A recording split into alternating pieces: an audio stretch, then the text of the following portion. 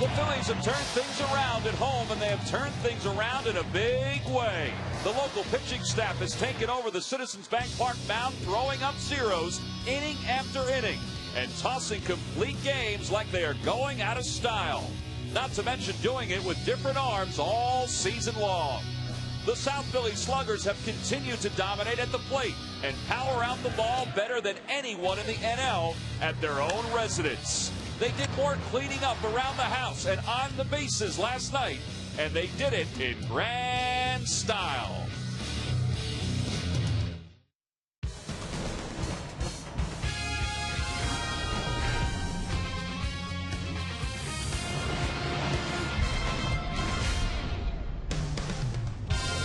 The Phillies are a season-high 24 games above the 500 mark as play begins tonight as they take on the Washington Nationals in the final game of this three-game series. And they do so sitting 7 games ahead of the Florida Marlins in the National League East and 7.5 ahead of the Atlanta Braves.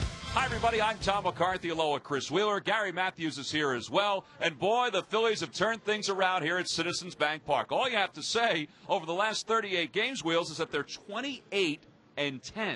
Well, Tom, we kept talking about sooner or later the Phillies have to turn this around in this great home atmosphere. But it got to the point where we wondered, would they ever turn it around? Well, they did. And big time, 28-10. And a lot of these numbers jump out at you for the reasons why. To me, the number one thing is when you look at the starters' earned run average. 5.72 through June, 2.95 since with that 28-10 record. This sport, offense is great. Everybody loves offense, but if you pitch and you catch the ball, you have a chance to be a good team. The Phillies catch the ball. Everybody knows that, and they've really pitched well lately, and as a result, they have a nice lead. And how about that offense, too? As Will said, everybody loves offense. Well, if you love offense and if you love home runs, the Phillies have hit home runs in grand style this year. A lot of grand slam home runs, 10 of them. Jason Worth going deep last night with the bases loaded off Jason Bergman, threw a cutter, hung it in the middle of the plate. He had 2 really good swings before that and fouled the pitches off. That one, he didn't foul it off. He hit it deep into the stands in left center field. So he said their 10th grand slam of the year, a club record. Phillies have had 205 home runs overall first. Obviously first with 10 grand slams. And look at all the different guys that have hit them this year with Ryan Howard. 3 of them, Jason hit his second last night. So, yeah, the Phillies, they get the bases loaded a lot. Sometimes they leave the bases loaded.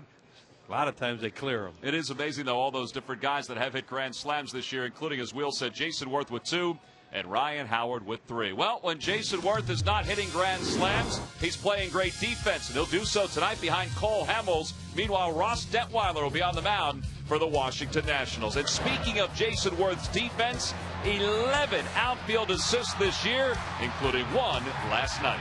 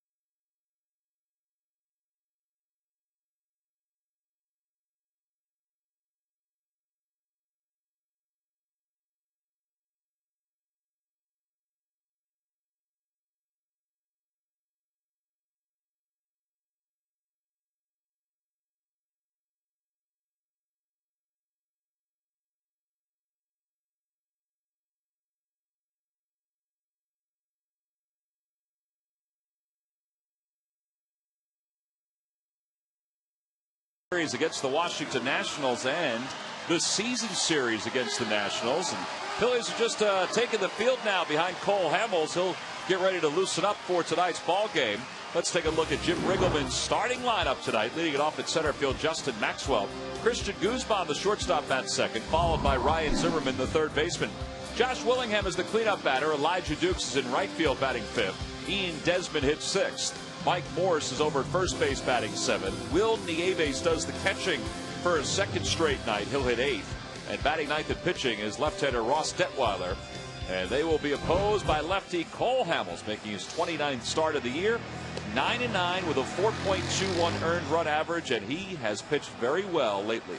Yeah, he's pitched real well, Tommy. You see left-handed hitters not hitting a whole lot off him. 225. He has really established himself again as one of the best pitchers around because he's got himself under control. I think he just changed some things as far as his approach to the game goes, and he's much, much better because he has tremendous stuff. His fastball, real good command of it, and then he's used his changeup and breaking ball and has pitched very, very well. Take a look at his last 29 and 2/3 innings. He's allowed just 5 earned runs during that span. Time now for our Key State Chrysler Jeep Keys to tonight's game. Another chilly night, but fine for baseball. Well, sweep the series, and the Phillies have just been playing so much better at home, and they would love to go off on this long, tough road trip with a win and continue to make the Nats pay for their mistakes.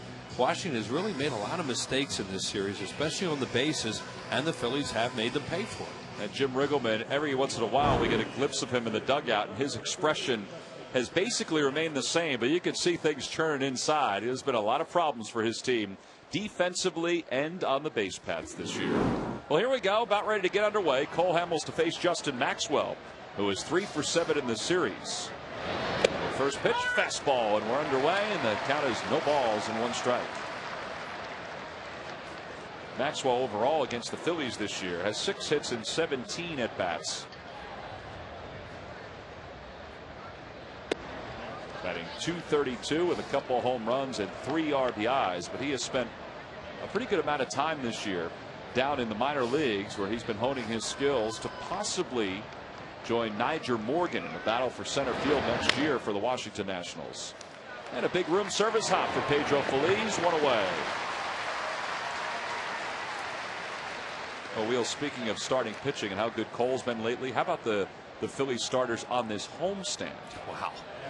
That's amazing. 5-0 on the homestand, an earned run average of 1.64. That's good.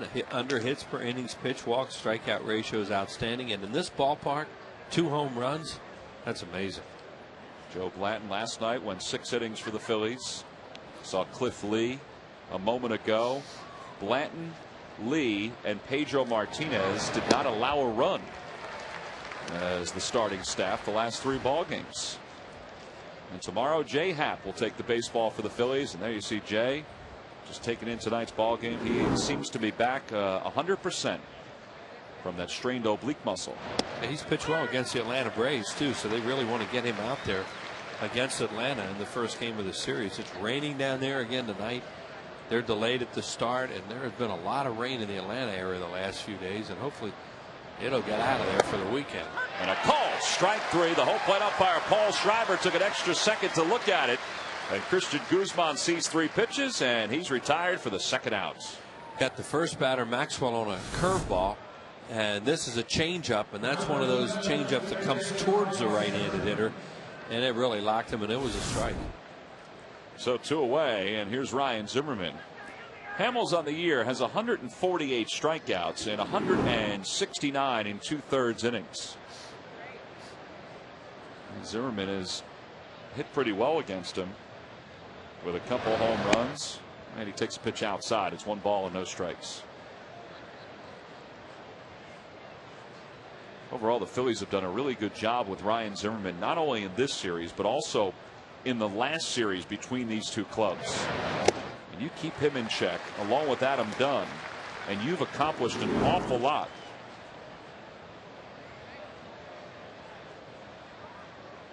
Well, Zimmerman can be a little bit streaky. Now this year he's been very consistent.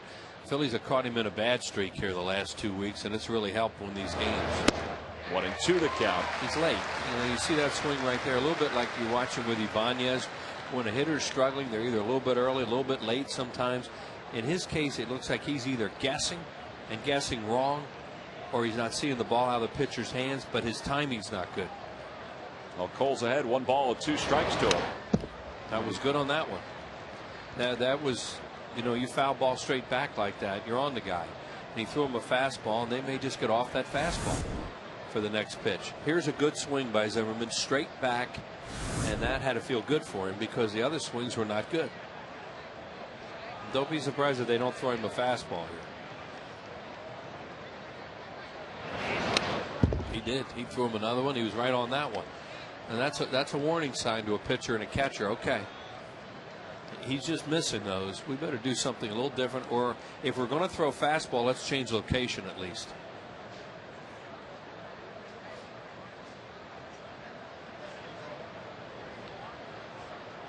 Curveball. First curveball of the night for Cole Hamels, and it's a good one. Just misses a little low. And maybe a tad inside. 2 balls and 2 strikes. That looked like a pretty good pitch. Home plate umpires Paul Schreiber, Paul Nartz at first, crew chief Joe West at second, Ed Rapuano over at third. You said, Tom, it was just a little bit inside, but it's a good pitch. You'll see it's off the plate in. And Zimmerman stays alive, and the count remains 2 balls and 2 strikes. Fastball there, but in a different location. And that's where Cole gets hurt sometimes, is he'll just keep throwing fastballs away to right-handed hitters. They start to time him a little bit, or they keep fouling him off and have a long at bat. Even if he gets him out, it contributes to him having to leave a game a little earlier. Toward third base, scooped up by Pedro Feliz. Long throw. Howard holds on to the bag. That changeup retires Ryan Zimmerman. 1, 2, 3 go the Nationals. An easy first inning for Cole Hamels.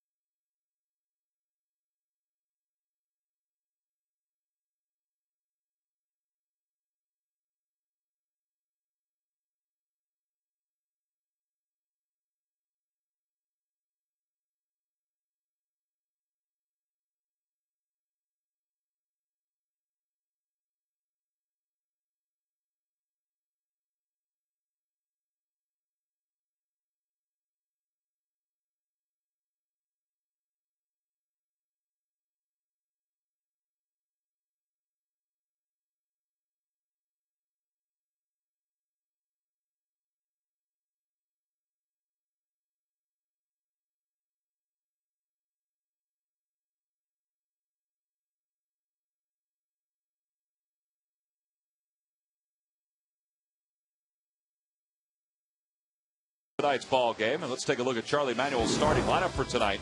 Jimmy Rollins leads it off at shortstop, followed by Shane Victorino and Chase Utley. Ryan Howard is the cleanup batter. Jason Worth moves up to the number 5 spot, with Raul Ibanez getting the night off. Ben Francisco starts in left field. He'll hit 6th.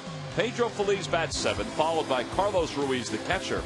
And batting 9th and pitching is Cole, and they will face left-hander Ross Detweiler, just 23 years old, a former top pick for the Washington Nationals.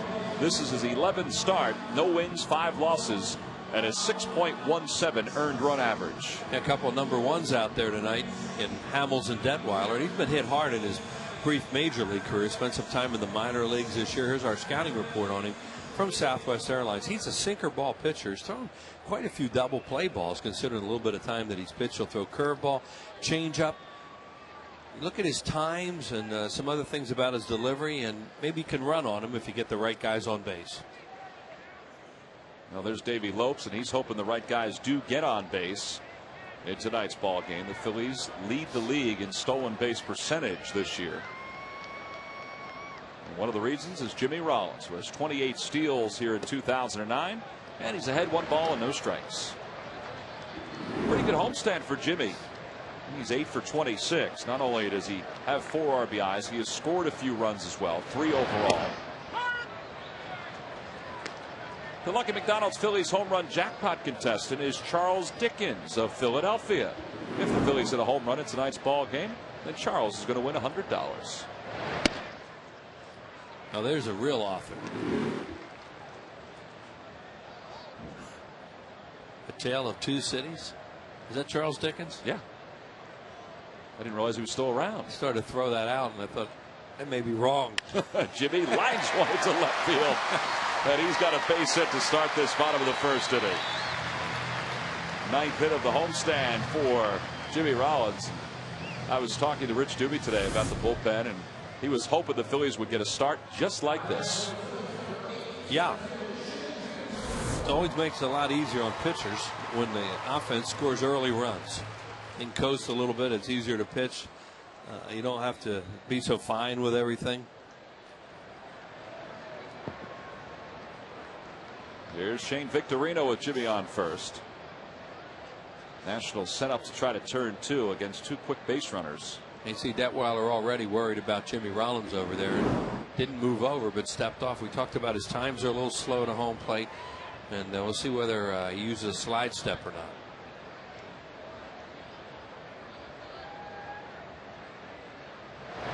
He did. Yeah, he does. And the pitch is up high. 1 ball and no strikes. Yeah, he did use a slide step that time, and that's something that can slow down a runner.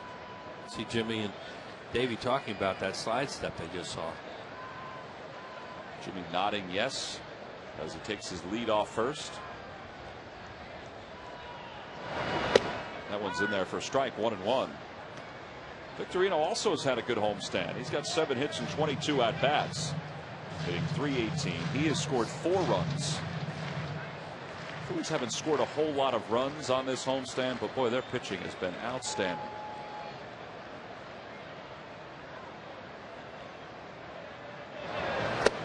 One and two the count. Pretty good breaking ball. Their offense remains inconsistent, but the thing that has been consistent, Tom, as you said, pitching, and also they catch the ball. And if you can do that, you're going to win a lot of games, and you don't have to score as many runs. Charlie has certainly liked what his pitching has done since the All-Star break. Partly because he doesn't have to answer as many questions about the pitching staff like he did the first half of the season. Oh. He used that in the opening tonight. The difference with a over 5 earned run average when the record was well under 500 to this current streak they're on right now, 28-10, where it's under a 3. What a turnaround. Joe Blanton's been a big part of that. He's reached 6 innings or more in 10 of his last 11 starts, including last night. How many times did the media talk about it? We talked about it at the beginning of the season. They don't get this starting pitching straightened out, it's going to be a tough year. Well, they got it straightened out. Here's one of the reasons why they got it straightened out. Cliff Lee. Well, we've talked about this. Lee has won 7 games. Pedro has won 5. Jay Happ has won 10. And those 3 weren't even in the starting rotation when the season began. And you got Pedro in there too, huh? Yeah. 2-2 the count. And Victorino stays alive.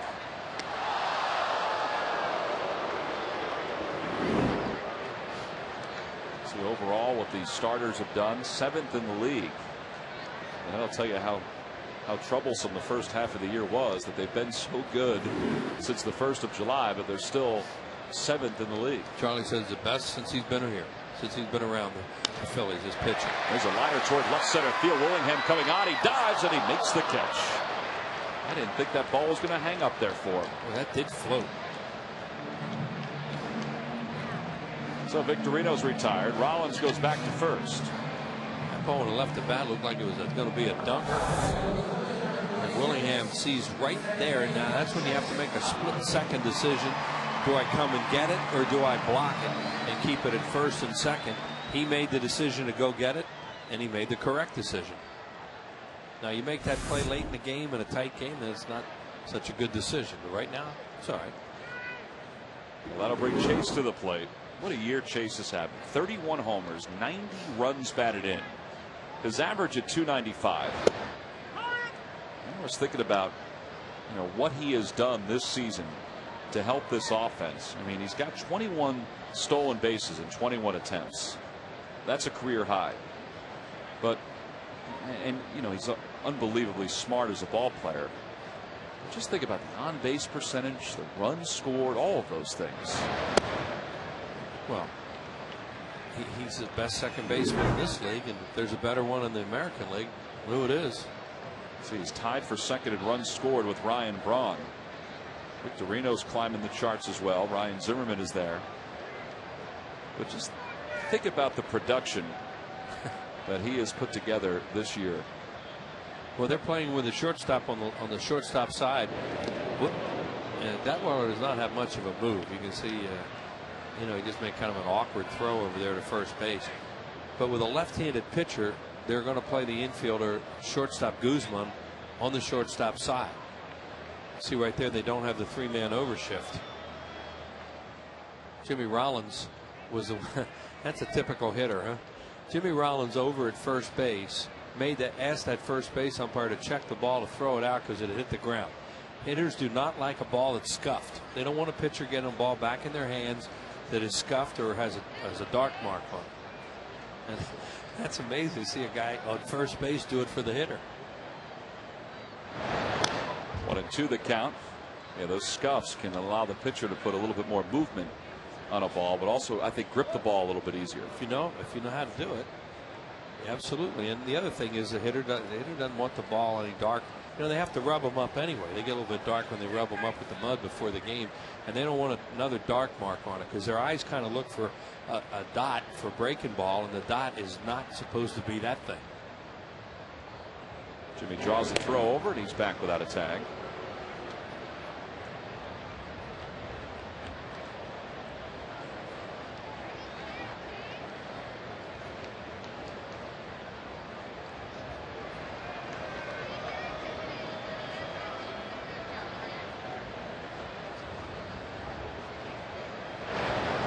Pulls that one. That's going to be a base hit. It's a right field. Rollins around second. He'll hold up there. Elijah Dukes has a very good arm. Got to that ball quickly. And the Phillies have runners on first and second with the one out here in the bottom of the first inning. During the 2009 season, Turkey Hill will contribute $100 for each Phillies victory and 5 cents for each carton of Phillies Grand Slam ice cream.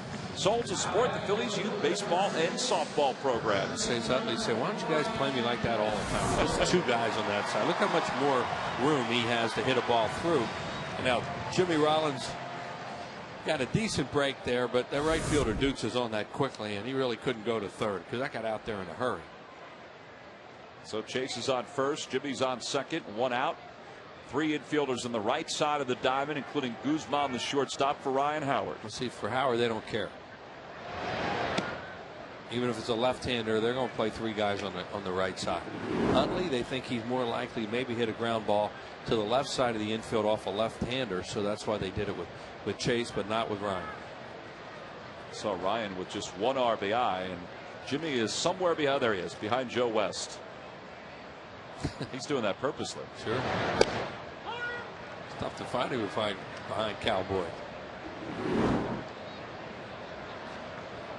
27 RBIs in his last 21 games against Washington. Overall, 36 RBIs in his last 32 games.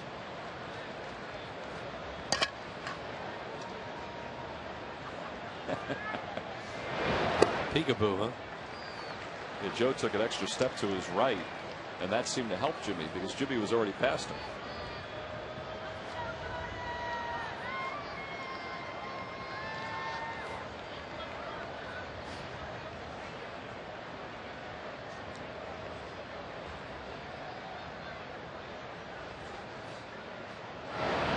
Check swing, foul ball. 2-2. That's athleticism right there. Keep the headset on and get the baseball. Good play. All these folks that are going after foul balls now are hoping that they can get 15 minutes of fame, like the Monforto family. Get on the Today Show like they were on today. There's Dave, made a nice easy play there. He made it look easy in the first base dugout.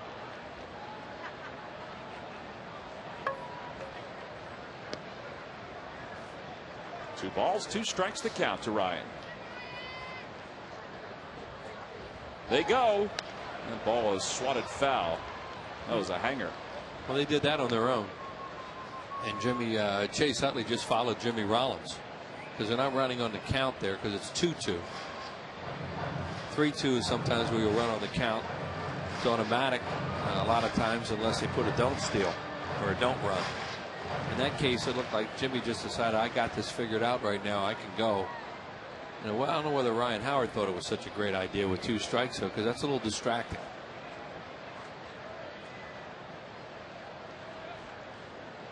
2-2 the count to Ryan.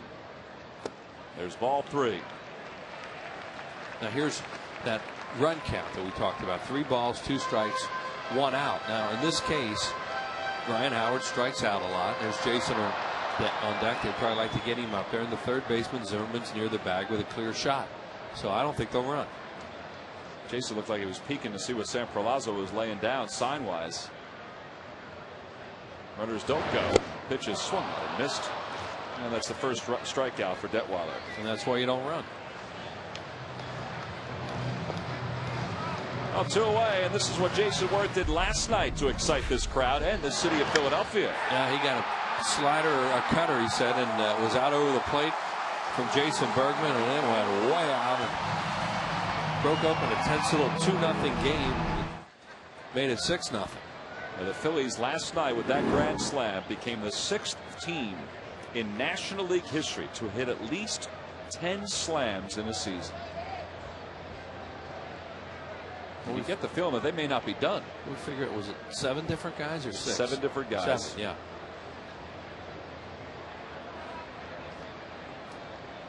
Well, 2 outs, runners on first and second. A base hit will do the Phillies some justice here. This is the other reason why you don't run in that situation, because you give Worth a chance to hit with 2 outs off a left-hander.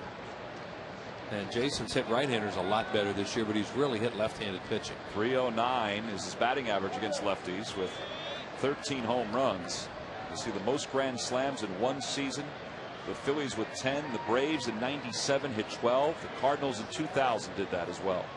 Oh, the runners were going. Utley scampers back to first. He saw Jimmy break it. Yep. Jimmy stopped when Detweiler made his move, and Chase had a little farther to go back in order to get his hands in the bag. Well, and the first baseman Morse is way back, as you can see there, so he was able to get back. What happens there is you follow the guy from second, and that's what Utley was going to do, except Jimmy Rollins threw on the brakes. 0-1 the count. 1 ball, 1 strike. Well, they think they can run on this guy. That's what we talked about at the beginning of the game. But this isn't a great time to do that. There's 2 outs, and it can be more distracting than the hitter than helpful.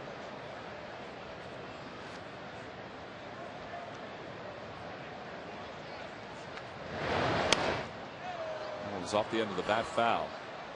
So 1-2. Now, you say more distracting. It's because in the eye shot of the hitter, see him. They can see some movement. Sure, the guy at second. Well, Darnell McDonald had nobody in his eyesight. He had a home run for the Cincinnati Reds, and giving the Reds a 1-0 lead over the Marlins at the bottom of the first inning. We will scoreboard watch tonight. Florida's one of 3 other games going on. Cincinnati could be a tough team to play because they've been playing pretty well lately. Their offense has kicked into gear a little bit, and they can throw some starters at you. And their home games for the Reds. Now, the Marlins, give them a lot of credit. They keep winning and hanging around. Reds have won 3 straight games. 3-2 the count. The runners will be off now as that ball goes off the glove of Detweiler. Nieves looked like he was even frustrated when he threw that ball back to the mound. There's a lot of stopping and starting going on in the base pass right now. Nieves throws this thing back. Right, he was lecturing his pitcher a little bit, and then he didn't do his part. And Jimmy and Shane both, Chase both jumped a little bit. There's a number back to the mound at Detweiler, although he threw 29 pitches here in the first inning. He's going to get out without allowing a run. He strands 2 here at the bottom of the first. We head to the second.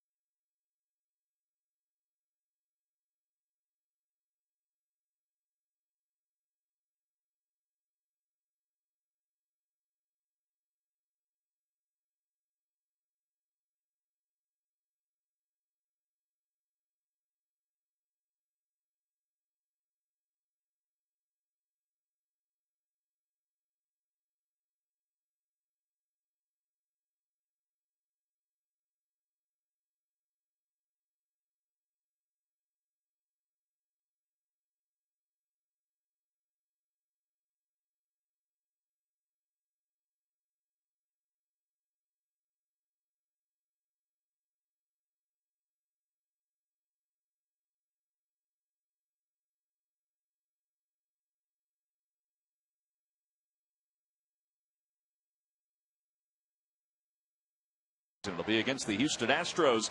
3 of the 4 games still have tickets available. The 29th, the 30th, and the 1st. Log on to Phillies.com. Make your purchase. Who knows which game it's going to be for the Phils to possibly clinch their 3rd straight National League East title. Top of the 2nd inning, Phillies and the Nationals, scoreless. As Josh Willingham, 1 for 8 in this series, leads it off against Cole Hamels. And the count 1 ball and 1 strike to Willingham. Willingham's still really dangerous, especially against left-handers, but he's a little bit like Zimmerman, and it looks like his timing's not real good. But he's been swinging and missing a lot in this series. It's that one in the air to left field. Francisco starts it. Now he heads back.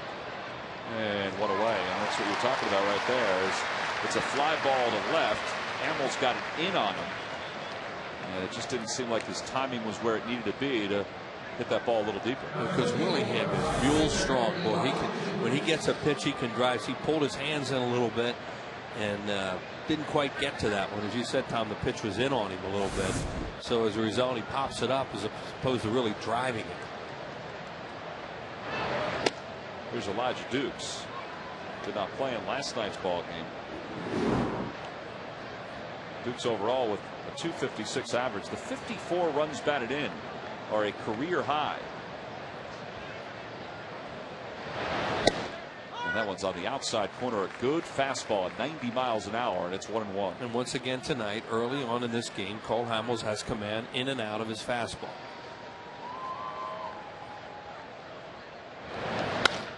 Right field, Jason Worth.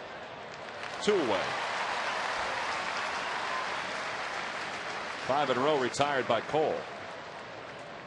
Hey, Monday night on Phillies Clubhouse, Pedro Martinez talks about his new home and his aspirations. Chad Durbin breaks down the difference between a cutter and a slider. And John Mayberry Jr. talks about his first season in the bigs. Catch Phillies Clubhouse presented by Cherry Hill Toyota Scion Monday at 8 only on Comcast Sportsnet. 2 away. Here's Ian Desmond. Desmond was 2 for 4 in last night's ball game. Overall, he's hitting a cool .588. A lot of extra base hits. They had a really interesting note on him tonight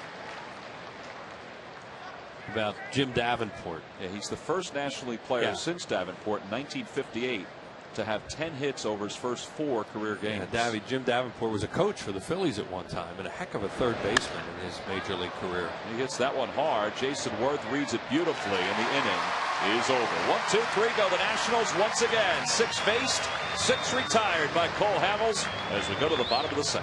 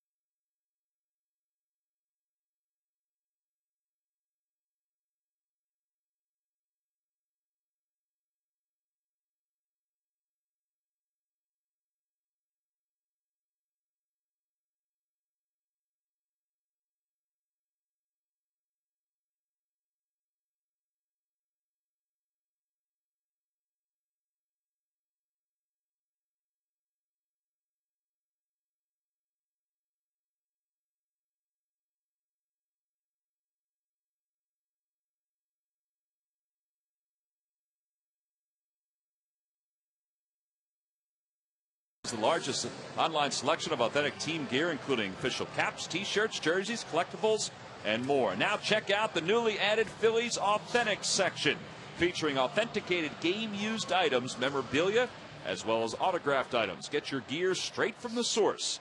ShopThePhillies.com shop. Last of the second inning, Ben Francisco leads things off for the Phils. How about Francisco this year? Between the Phillies and the Indians, he's hit 14 home runs. But Charlie went back and forth tonight on what he was going to do, and he wanted to play Francisco tonight, and more than anything, he wanted to sit Ibanez again. So before the game, before he put his lineup out, he waited until Ibanez got there, called him into the office. They had a little chat, and I'm sure he just talked to him about why he wanted to do that tonight, and he told Raul he wasn't going to play. That was that. And Raul was probably walking out saying, boy, I finally got my swing down. I want to play as many games as I can. And he does. And but Charlie also wants to get Francisco some at bats. He really likes this guy. It's that one hard the opposite way. It's foul. Now, he's late on that one, but what he really likes about him is the way he pulls. Raul Ibanez has really picked it up, and that's helped the Phillies offense a lot. The fact that this guy's starting to get back on track, and he really hits Washington too. But Charlie really likes the way that Francisco pulls, and especially in this ballpark. Inside 3-2. Well, the other thing Charlie was talking about was there are 3 right-handers this weekend in Atlanta, so Francisco probably won't play for Raul as Pedro waits on deck.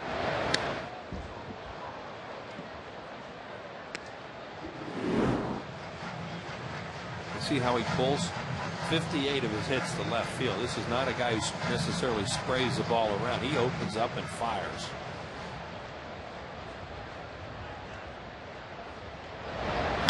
And he pulls that one just foul. Like that. Right past the third base umpire, Ed Rapuano.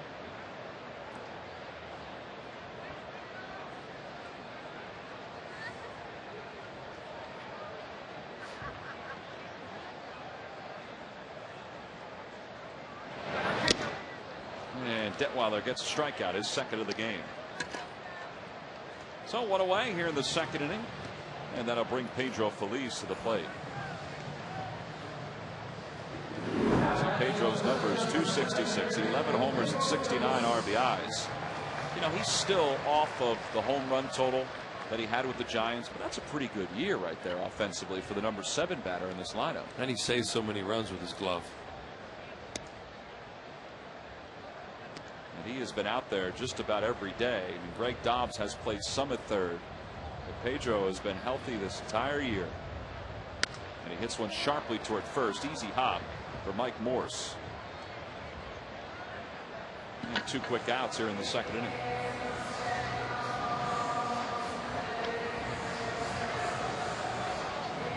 You know, we're talking about those grand slams the Phillies have hit this year, how they're 2 off the National League record, which is 12 that the Braves and the Cardinals have. The Major League record, and I found this interesting because I thought it was higher than this. The Major League record for most grand slams in a season is 14. And it was done by the 06 Indians and the 2000 A's. Now, I would assume the 06 Indians did it because Travis Hafner was just smoking hot in 2006 for Cleveland. And he had all those grand slams before the All-Star break that year. One thing you notice about these teams with the big years of the grand slams, look what years they were hit them in. Yep. Smaller ballparks. I was going to say there's no 1954 Giants or. Well, bottom of the first inning on our Toyota Major League scoreboard. The Reds lead the Marlins 3-0. Jay Bruce is driven in 2 with a base hit. Matt Maloney was supposed to pitch that game for the Reds, and I will check on that. That is him. Yep. He was a former Philly. Was that Kyle Loesch? Kyle Loesch. Kyle Loesch deal, yeah. 0-2 the count to Ruiz. And they go upstairs, and Carlos lays off. And Anibal Sanchez was supposed to pitch tonight for Florida. And he's had some first inning problems lately, and he's having them again tonight.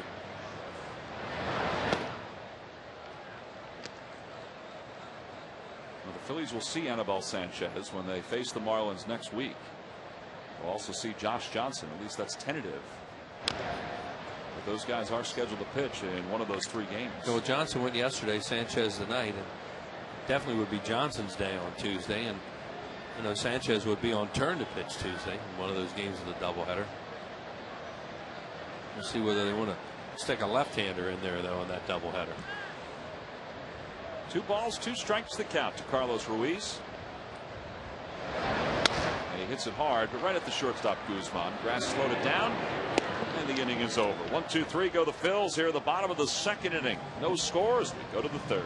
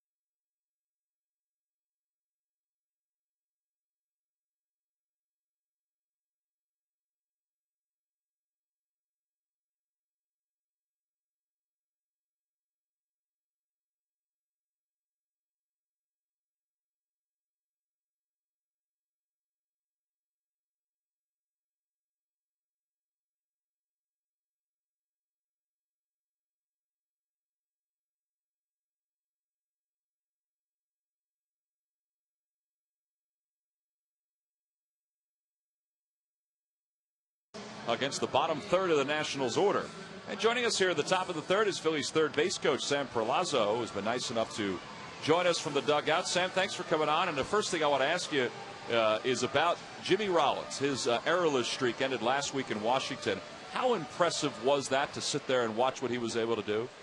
Well, he never ceases to amaze me, and it doesn't surprise me a bit because his work ethic is great. We go out there every day. He takes his ground balls. He takes them serious. He has a purpose for it. And, we talked about that as we went along and on how much that is going to affect you throughout the season. So, usually when you make an error or something like that after you have a streak, you do them in bunches. But he's just been outstanding. Hey, Sam, that play last night, when Howard at first, Utley's at third base. Howard breaks through second. Utley scores double steal. Did you talk about that at all? Is there any anticipation of that could happen? Well, I think there was one guy you didn't need to say anything to. It was Chase Utley. And as soon as I saw him fooling around with Ryan out there, maybe throwing him a little bit behind him, I knew Davey was going to try to pick a spot and see if he couldn't steal a run. And, Chase was on top of it and just made a tremendous play. 1-2 the count to Mike Morris. Well, Davey was talking about that last week in Washington, Sam, how he was trying to do that when Ryan was on first and J-Roll was on third base, and the technique as Morse bounces one back to the mound, the technique that Chase showed was the perfect technique to look and then go when the throw gets released. Well, he did it perfectly, but you know what, Chase has no fear, and his goal is to score, and he probably needs the least amount of help of any base runner I have out there. He don't look for a whole lot of help, so he's on top of his game when he's out there. No, there's Chase Utley with the back end of the double steal to give the Phillies the lead last night, 1-0, and that was impressive. Sam, before the season, you and I talked about you coming over here and coaching in this ballpark, coaching third in this ballpark. It is small, and you really don't know what you're going to get into. You get here. What has it been like your first season coaching third here at Citizens Bank Park? Well, I think this ballpark's a challenge all the time because it does play small, but I think the personnel that you're playing against and really makes a difference. There are some clubs come in here and play deeper than others, and there are others that play shallower than others. And I think those personnel, they can put some pressure on you, and you just kind of have to back it off a little bit if you can. But you don't want to do that all the time. But I think the biggest thing here, besides the personnel that you're playing against, is the windows that you normally have out there close a little faster here because it plays a little shorter. 2-1 the count to Will Nieves with one away here in the third. Did you have to experiment in spring training and find out which guys you could run and which guys you couldn't? You know, not intentionally, but there were a few times that I sent some guys who might not have been the best play at the time, but when it was all said and done, I was happy that I did it. And you know, it is spring training, and for me, you know, to get to know our guys, because you can go through an entire spring and really not get one of your players a chance to score on a base hit. So I didn't intentionally do that. You never try to do that, but it happened. I was glad it did, so I got a good read on it. Will Nieves looked like he may have tweaked something as he was running up the first base line. So let's take a look at it real quick as he was trying to beat this throw by Cole Hamels, and right there it looked like he stepped wrong onto the first base bag. That's why they tell you not to jump at the bag like that, and when you grab the back of the leg, it's almost always a hammy. So Nieves' night might be done. Hey, Sam, I want to go back to Jimmy real quick. You were with the Orioles when Mike Bordick set that record, 110 games, an errorless streak at shortstop. I mean, how tough is that? I mean, to go through as a shortstop that long a period of time without making an error. Extremely tough. You know, those guys, they concentrate, and their work habits are so good that things become automatic for them, and you can't really lay down. And those two guys are typical guys that do that. You know, you can go out there and hit your ground balls to them, miss hit one, and they play it like it's a game. And you really can't draw it up any better than they do, and you can do a video on them when they take the ground balls. All right, Sam, we appreciate it as always. We'll talk to you soon. Thanks, guys. All right, Sam Perlazzo, our guest, a 1-2-3 third for Cole Hamels. We head to the bottom of the third.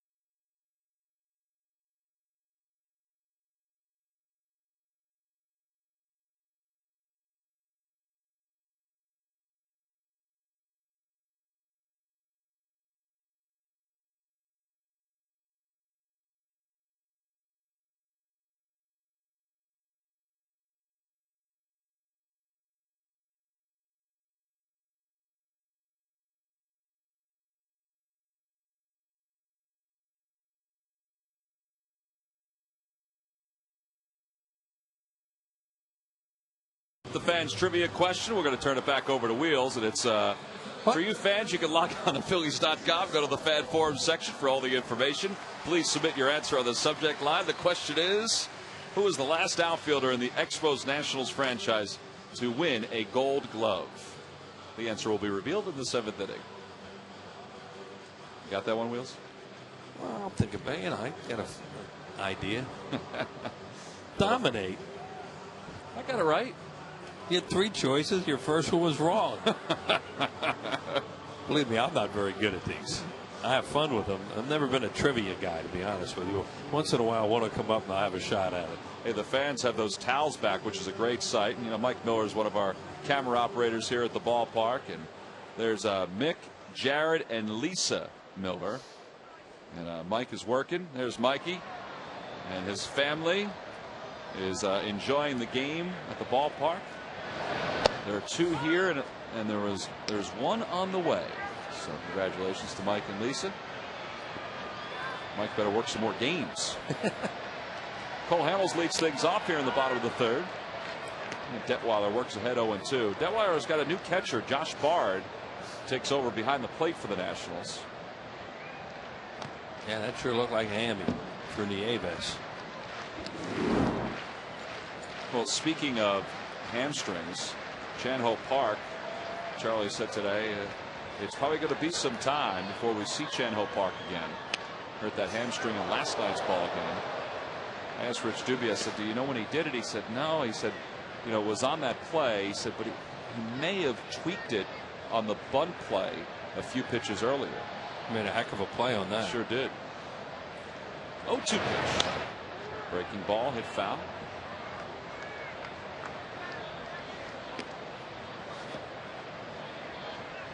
That ball eluded Farron down there, but that's not her fault because she thought a fan was going to be able to grab it easily.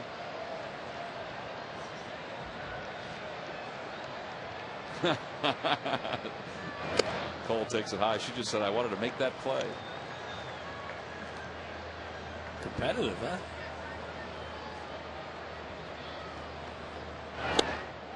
Ooh. 2-2 the count to Cole. Took a 92-mile-an-hour fastball on the outside corner. And he's down on strike. So one away. Third strikeout of the ball game for Detweiler. He's retired 6 in a row. Well, it's our time. It's the time of the night where we get a chance to thank some of the members of our crew. And we're going to thank our buddy Jimmy Salome, who is one of our production assistants. Jimmy, who we've seen sporadically the last few weeks in the stands as a fan, needed some time off, and Jimmy does a great job. The man moves. Yeah. I mean, and is constantly moving from spot to spot here in this ballpark. And he also got a chance to work his first game behind the camera a couple weeks ago, the Lehigh Valley Iron Pigs. So he is off and running with his career in television.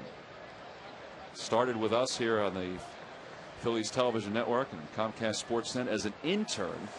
He did not have facial hair then. As Jimmy gets into one toward left center field, Willingham is under it, makes a catch. 2 away.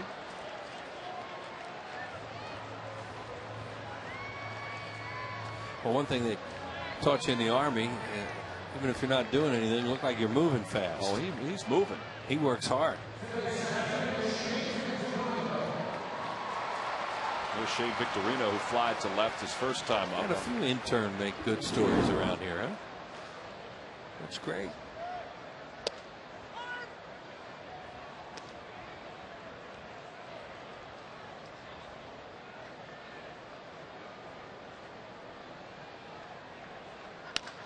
Chopper back toward the middle. Guzman got a good jump. Hurries the throw, and the Phillies go down in order here in the third. So we're through our first 3 here at Citizens Bank Park. We go to the 4th. No score.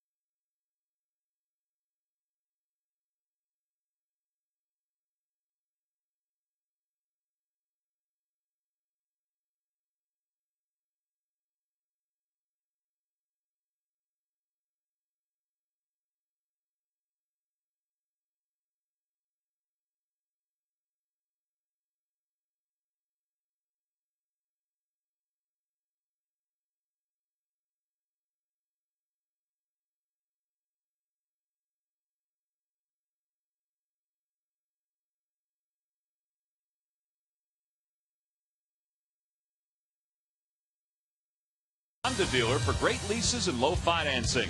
By AT&T, your world delivered. By Southwest Airlines. Southwest Airlines is ready when you are. Go to southwest.com. Grab your bag. It's on. And by the Pennsylvania Lottery. Benefits older Pennsylvanians every day. Must be 18 or older to play. Please play responsibly. Well, downtown Philadelphia, a gorgeous night. And it's turned into a nice night here at the ballpark. A little cool this evening. As Gary Matthews joins us, Justin Maxwell leads it off for the Nationals. And he swings at the first pitch, and he hits a towering shot into foul territory. 1 out.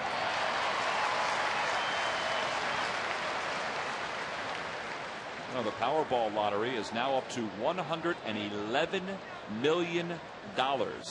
It goes off on Wednesdays and Saturdays, so that means you have a couple days to get your tickets. With 1 out, it brings Christian Guzman to the plate. Guzman struck out looking his first time up. And that's a strike if it's 0-1. Yeah, actually struck out on a changeup. Just looked at the pitcher. That ball got plenty of the plate that was inside.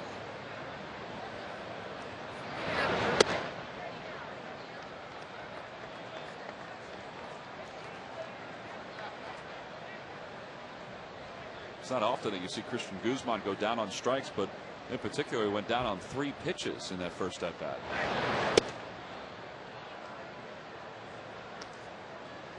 Yeah, well, he is one of those aggressive hitters.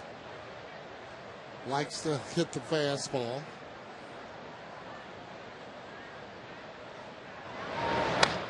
To the right side.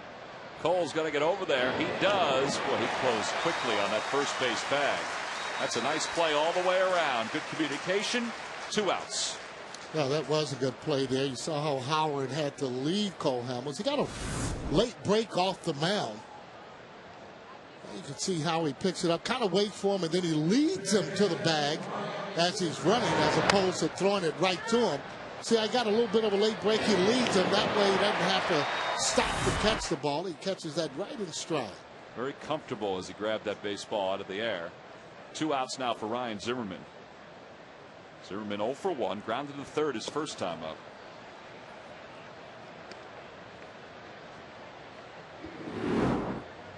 Sarge, we've talked about certain players, and Zimmerman's one of them. This point in the year, some of them who haven't struggled before are struggling a little bit. You know, we talk about the dog days of August, but I guess there is the obvious wear and tear that a season puts on a player, and it comes to a head sometimes here in the month of September. Right, it really does, and especially if your team is not playing well, you're ready for that season to be over with. However, though, with Zimmerman, he has a chance to get 100 RBIs, so that gives him incentive to play harder. And here's one of those guys, though, that he plays hard just about every single day that he's out there. 2-2 the count to Ryan Zimmerman. That's why when we see guys like Ryan Zimmerman and you see his struggle since the end of August, you marvel at, let's say, what Chase Utley has done for a whole season. Well, there's no doubt, too, though. But look at the difference in the team. Line drive, caught by Pedro Feliz, high in the air. And that's some pretty good defense at the hot corner for the Phillies. Ryan Zimmerman a little frustrated. He hit that ball right on the nose. He's 0 for 2. Cole Hamels has faced 12. He has retired all 12, including Zimmerman.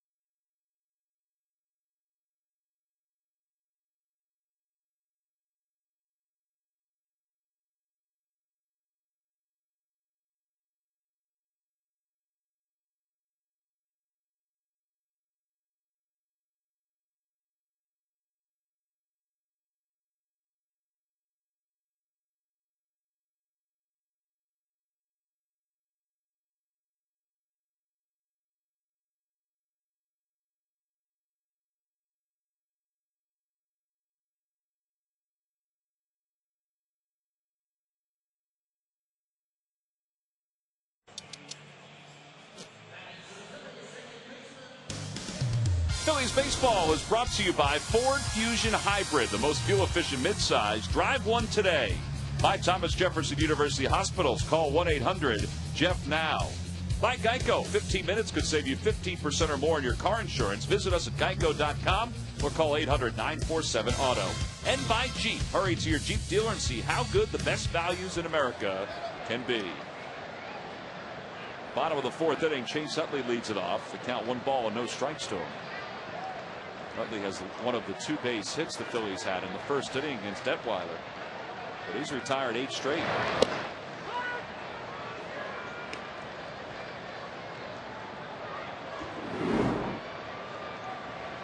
Chase last night became the 10th Philly with franchise history to steal 20 bases in a season and hit 20 home runs.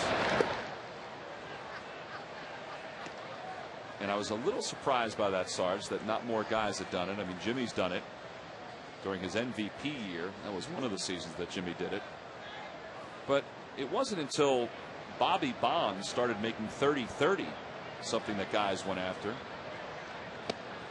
that players started to strive for the the dual success in stolen bases and in home runs. Yeah, Bonds actually told me that if he had known it was going to be that big of a deal, he would just get that every year. And this guy stole bases standing up. One away for Ryan Howard, who struck out his first time up.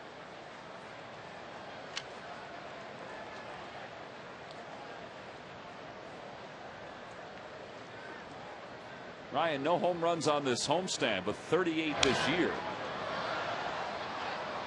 And that's probably a pitch he'd like back right there. Breaking ball out over the plate. That's the one that he wants to hit, the one that's up in the zone.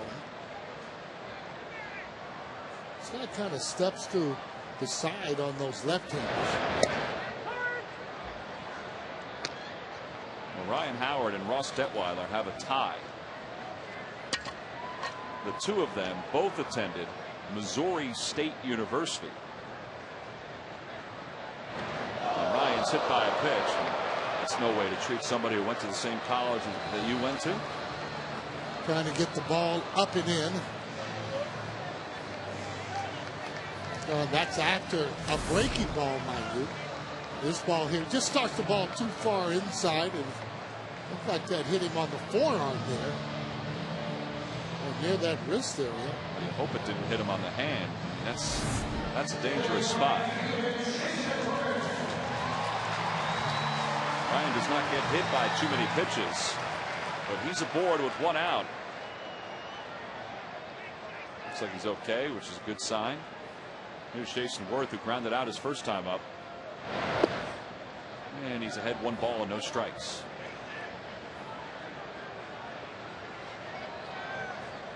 These are the kind of guys, when you haven't faced them a lot, they become a little bit tricky. Doesn't throw the ball extremely hard or even have that great of a breaking ball. But when you're not faced that pitcher, it's just difficult to gauge him and gauge his breaking balls. Fastballs usually takes you a time or two to see a guy before you start to feel comfortable with. And that's games, not at bats.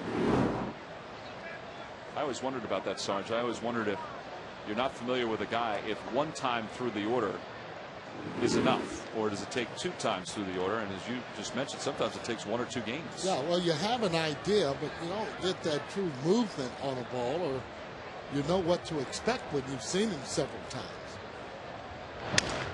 Broke his bat again. A looper toward left. Guzman out. He's not going to get it.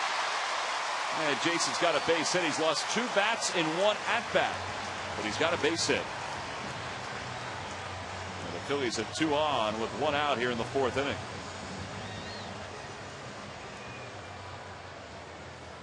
Well, you got to be strong to get that ball there. That ball just about maybe off the end of the bat on his hands there.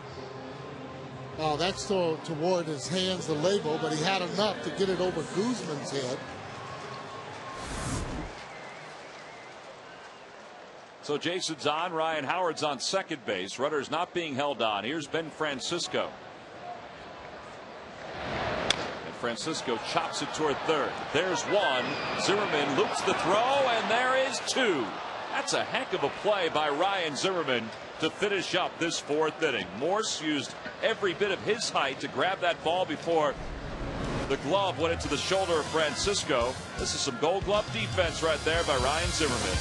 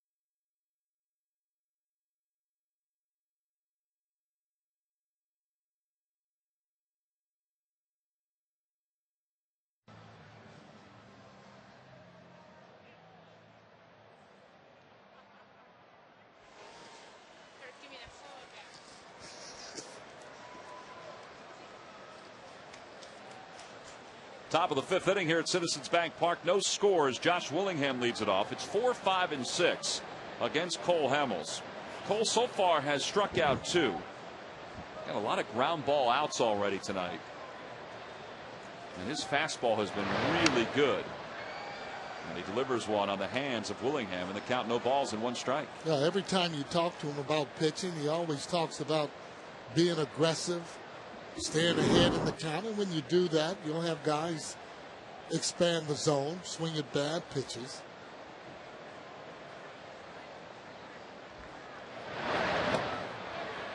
They couldn't hold up on that one. A changeup that was down and away. It's 0-2.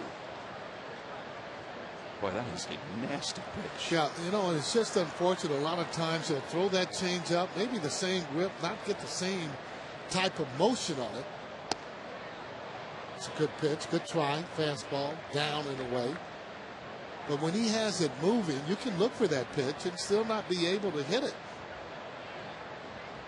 All has to do with that arm motion and also the grip on the ball. Oh, wow. Looked like the home plate umpire, Paul Schreiber, flinched just a little bit. And he might hear from Charlie if he doesn't give Cole that pitch as the night moves on. It always depends on that situation, and you're right. There's a changeup, swung on and missed, and there's out number 1 here in the 5th inning. 3 strikeouts for Cole. Yeah, what you like about it, that they're not strikes that they're swinging at, but because he is ahead in the count, they're looking like it's a good pitch coming in, and bingo, out of the zone. And how about the starters and what they've done the last 27 1/3 innings? They have not allowed a run. Now, all those guys, they take a lot of pride in going out and trying to give the team a chance to win. That is the job of the pitcher. When you look at their success, look at that ERA. That'll tell you a lot about it. Fastball swung on and missed, 0-2. Duke's lined out to right field his first time up. 0 for 1. In fact, everybody in this Nationals lineup is an 0 for tonight. To right center field. That's well hit. Jason Worth, though, closes nicely into the alleyway. That ball didn't travel anywhere near the way I thought, but I think he hit it down on the hands a little bit more. Not only that, look how high that ball was. Was it on the line? So 2 away. Hey, celebrate the release of the Phillie Fanatics Parade of Champions book Tuesday, September 22nd at 6 p.m. at the Barnes & Noble in Exton, PA. Plus Friday the 25th at 7 p.m. at the Barnes & Noble in Oxford Valley, PA. The Fanatic will be on hand, giveaways and raffle prizes. Visit the Phillie Fanatics section of Phillies.com for more information. Every time I say Oxford Valley, PA, I want to say the Oxford Valley Mall. I don't want to. I don't want to just say Oxford Valley, PA. I'm so used to it for some reason. Well, you did a good job on it. Well, thanks, Sarge. There's that change up there. Desmond, I think this kid's going to be a good hitter, not because of that average, but he makes adjustments. He can hit a fastball, and he showed he can hit that ball the other way. 0-2 the count. That changeup has been 78. 79. That one was at 80. It's been at 81. Yeah, I like that movement, though, that he has going away. And again, that arm motion looks like a fastball coming out of his hand, and then all of a sudden it disappears. Up and in.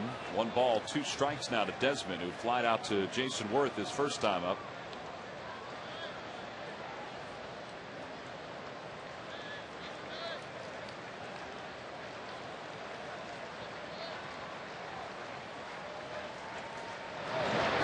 Changeup called, strike 3, right on the inside part of the plate. 2 strikeouts in the inning for Cole Hamels. He's faced 15. He's retired all 15, and he is dealing tonight against these Nats.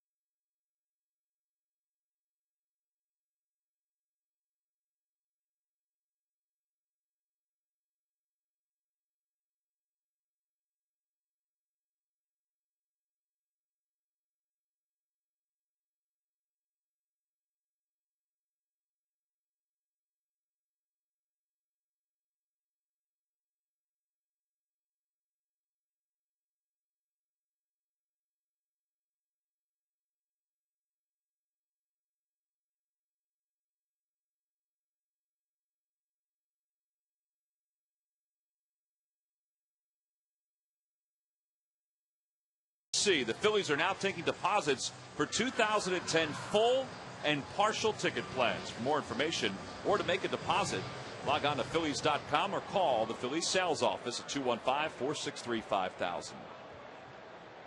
And I'm not sure if these fans will make their purchase for Phillies season tickets because it's tough to get here every day from Germany. But they're at least seeing one game here tonight, and they're looking for a victory. And a full house, looks like again. Pedro Feliz leads it off in the bottom of the 5th. Scoreless game. Pedro grounded out to first his first time up. He's 0 for 1. Phillies trying to break through against Ross Detweiler, a 23-year-old from St. Louis.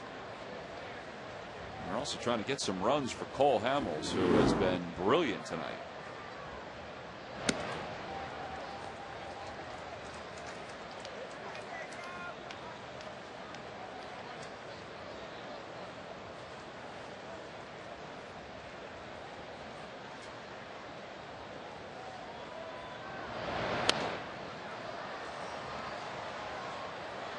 On the Toyota Major League scoreboard, the Royals defeated the Tigers 9-2. Boy, the Tigers are reeling right now. Zach Greinke lowered his major league leading ERA to 2.14 with 5 scoreless innings today. And Pedro takes a walk to start this 5th inning. Now the Central Division, the Tigers now lead the Twins by 4 games in the Central. And guess who Detroit is facing this weekend? Minnesota. The Twins. What a series that could be. Yeah, they have a total of 6 games left with them. That's why Minnesota feels their chances are still in their own hands. Here's Carlos Ruiz. He grounded to shortstop his only time up, and he takes one for a strike. Well, I didn't think there was any chance that Central was going to be up for grabs, but Minnesota's won 4 in a row. And Detroit has lost 7 of 10. Back to the mound, off the glove of Detweiler. His only play is to first, and he just gets Carlos Ruiz.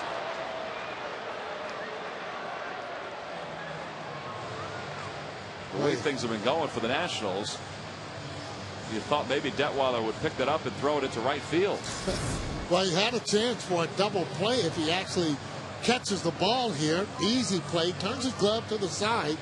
Although he does gather himself, just gets Ruiz as he's going to first base. See how he picks that up? One play right there, and he did get him.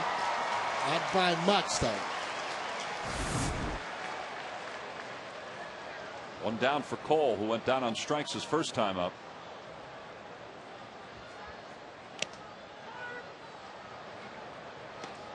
Breaking ball. He can be a little bit tough on left-handers because he does step toward them. You got to make sure that you keep that front shoulder in on him.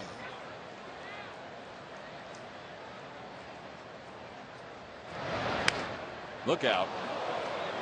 That ball was smoked into the back end of the Nationals dugout. Fortunately, there was nobody in the vicinity of it. Alberto Gonzalez is saying that way.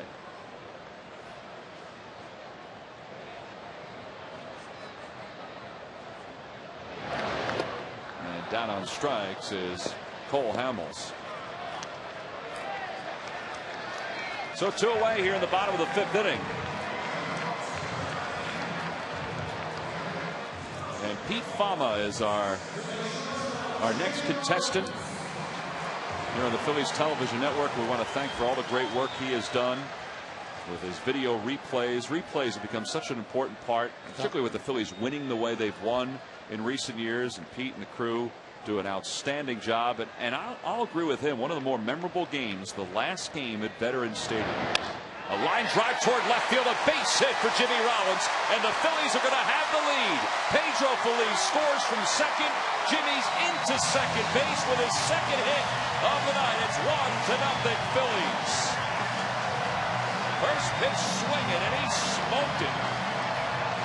J-Ro getting a first pitch fastball to his liking. A little bit up in the zone. He was on top of it as he drives it into left field. No chance.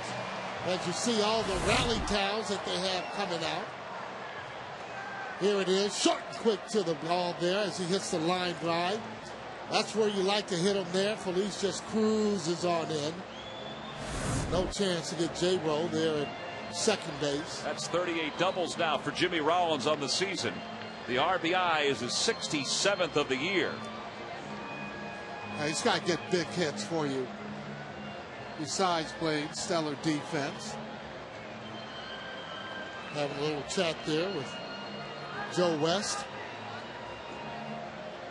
So Steve McCatty out to the mound to talk to his young left-hander. The Phillies now lead at 1-0. All right, we've talked J-Roll since the All-Star break. He's had a very good run since the All-Star break.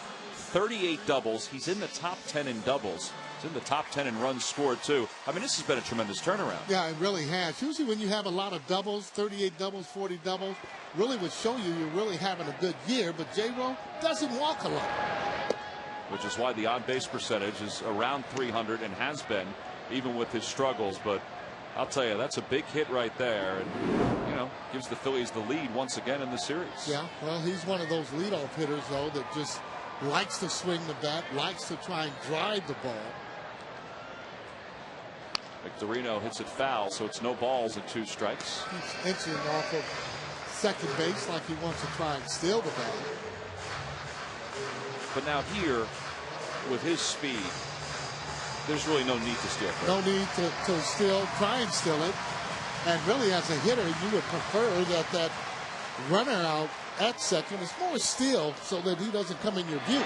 He goes, pitches inside, the throw is high, and it's a stolen base for Jimmy. 29th stolen base of the year. Oh, but if you're going to go, Sarge, and you make it, it's not a bad thing. Well, you have to make it, or other than that, it's just a bad thing. There's no in between when you're still in third base there. He got a good jump. Again, this is part of his game, the running game. High throw. No chance. He's off the point as he looks and gets down. 2-2 the count. And Sam Perlaza looks like he just made a diving play at shortstop. Or slid head first into a bag. Jimmy wiped all that dirt, well, some of that dirt, onto Sam's jersey. On the inside corner, and Victorino's down looking on strikes to finish off this fifth inning. But the Phillies do get a run on the RBI double by Jimmy Rollins. It was his 38th of the year, so they're on the board as we go to the sixth. 1-0 Phils.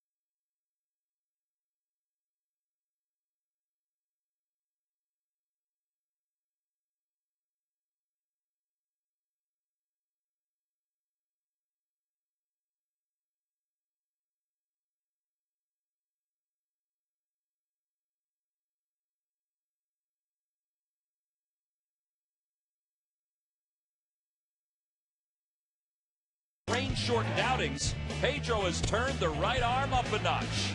The present is looking more and more like his past, pitching later into games and posting a 1.66 ERA over the three latest performances. When he isn't on the mound, he likes to have fun. On the mound, it's all business. And it's brought to you by Independence Blue Cross. We're here for you every step of the way. Well, Pedro would like this outing tonight by Cole Hamels. We get set to begin the sixth inning. Bottom third due up for Washington.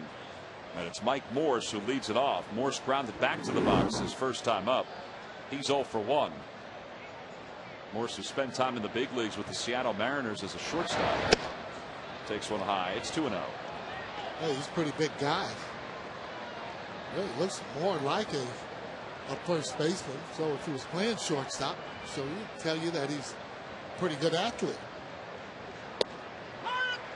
We mentioned last night that Mike Morse at one time the Mariners thought was going to take over for Alex Rodriguez when Rodriguez signed his free agent deal with the Texas Rangers. So they had high expectations for him. Pulls that one, and there's the first hit of the night for the Washington Nationals. A clean single to left, and this crowd acknowledging Cole Hamels.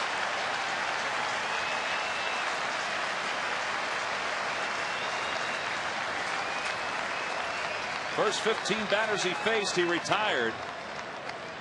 And now with a 1-0 lead, he'll pitch from the stretch for the first time. Well, if they're going to get a hit, you prefer rather that it is a clean hit, and it was. Something on the outside part of the plate. Morris pulling that ball right in the hole. There's Josh Bard hitting for the first time. He came on for an injured Will Nieves, and he is way out in front of a changeup. Well, those changeups will have you talking to yourself. as if to say, how did I miss that one? Again, great arm motion by Cole Hamels. Another good one. That's what you like to see him do, mix it up with that curve ball. Cliff Lee threw a lot more curve balls his last outing. He's keeping those hitters off balance. Give them something else to look for. On the inside corner, he is just painting tonight with that fastball. Bard doesn't think so. That's a pretty good pitch with 2 strikes. That's a little good morning, good afternoon, and good night on that. 3 pitches right in a row. He wanted that ball up, but that's just too close to take. Too close to take with 2 strikes. So Bard's 0 for 1. And with 1 out, Hamels will face former Philly prospect Jorge Padilla. Padilla 2 for 19 for the Nationals this year.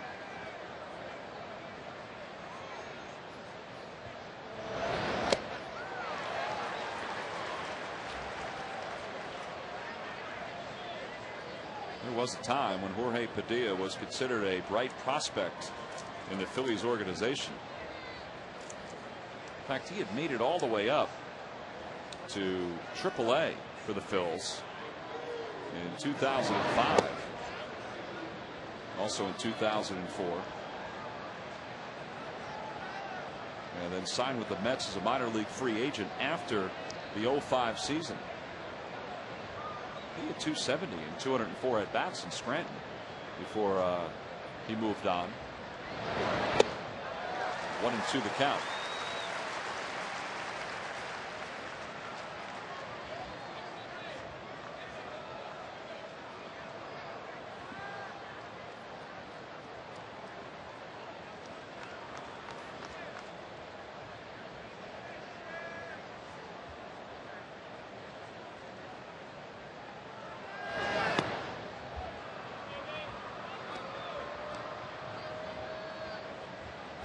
Hamels going with a lot of the off-speed pitches here. That's what you'd like him to do. He's got him set up or anything out of the zone, maybe even inside. Let's see exactly where he goes. Asked for a changeup. He asked for a curve ball. Hamels shook him off both times. He might want that fastball in because it's been so good for him against the right-handed hitters. Just freezing them. Got to make sure it's in, however. There's a changeup on the inside part of the plate. Another strikeout for Hamels. That's number 6 tonight. And he has 4 in the last 2 innings. Boy, that is just filthy. You're coming in there.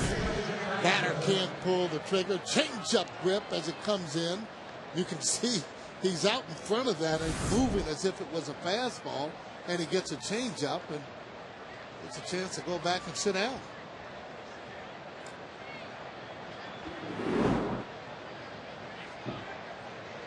Justin Maxwell's 0 for 2. He's grounded out. He's popped out to Ryan Howard in foul territory. Phillies lead it 1-0 thanks to an RBI double by Jimmy Rollins.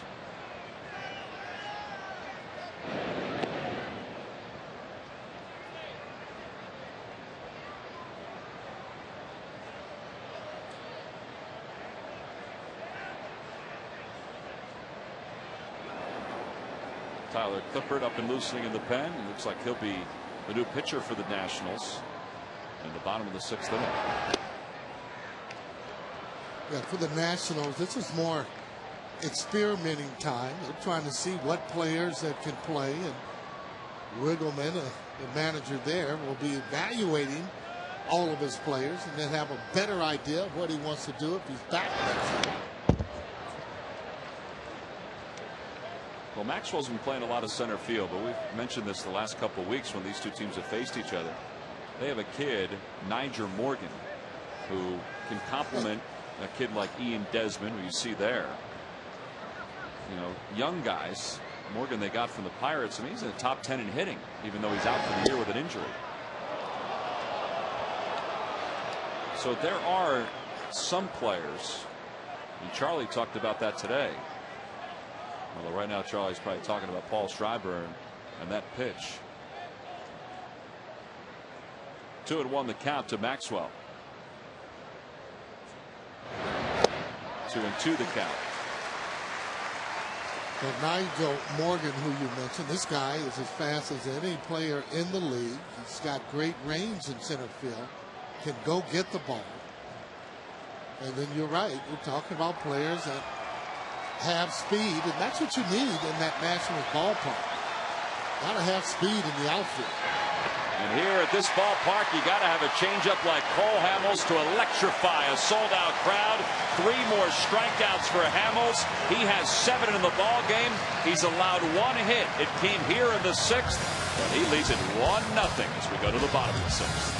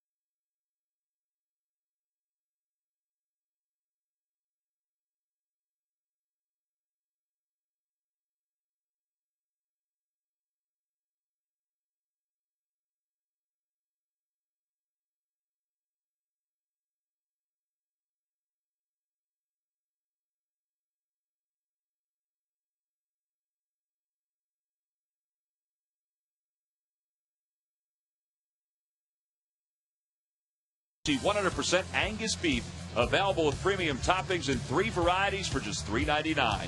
McDonald's, I'm loving it. Buy WB Mason. Who but WB Mason for amazingly low office product prices. And buy your local Chevy dealers. Oh, another sold-out crowd here at this beautiful ballpark. As the Phillies lead it 1-0, we go to the bottom of the 6th inning. Phillies are about to finish up their season series against the Washington Nationals, and it seems like over the last 10 games against the Nationals, Tyler Clippard has pitched in those games. This is his 34th appearance of the year for Washington. Former Yankee prospect is 2-2 with a 3.04 earned run average.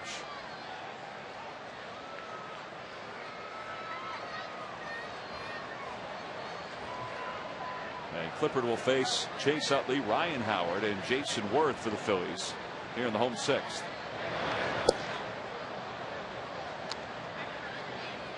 You know, we were kids.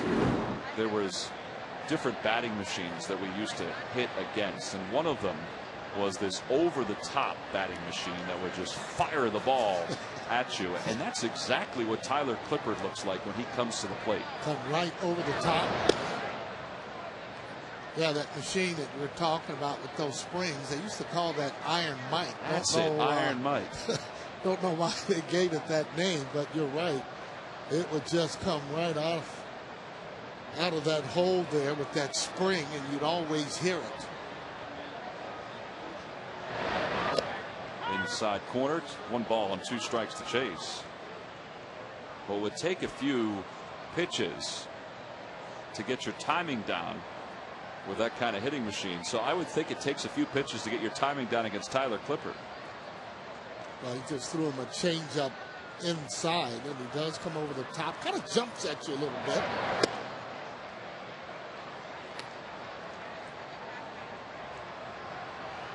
Well, when you're facing him, you like to see what kind of breaking ball he has, and watch how he comes right over the top. And usually when a guy comes over the top, a little bit easier to follow his arm and to see the ball out of his arm. Down the left field line, slicing foul, Zimmerman over toward the tarp, reaches in. Did he make the catch? He's a player. He did. Oh man, what a play by Ryan Zimmerman. And the reaction from the crowd just beyond the tarp. I mean, it doesn't matter if you're a Nationals fan or a Phillies fan. That's a heck of a play. Well, you're looking at a player that has no quit in him at all, giving up the body to catch the ball. You can see he looks down to see where he's at, gathers himself, keeps his eye on the ball, which is the main thing. Look at that. Kept his eye right on the ball. Made just a great play. He's a good third baseman, no doubt about it. Clipper loved it. Yeah, he sure did. I mean, he was just very casual going over to make that catch. It was as if it was a routine pop-up for him. Yeah, well, the way you get there, though, you see when it was hit, he took off right away, didn't like drift at the ball, and then he was able to get over and make the play. So 1 out, the count, 1 ball, and no strikes to Howard. And that one's on the inside corner, 1-1.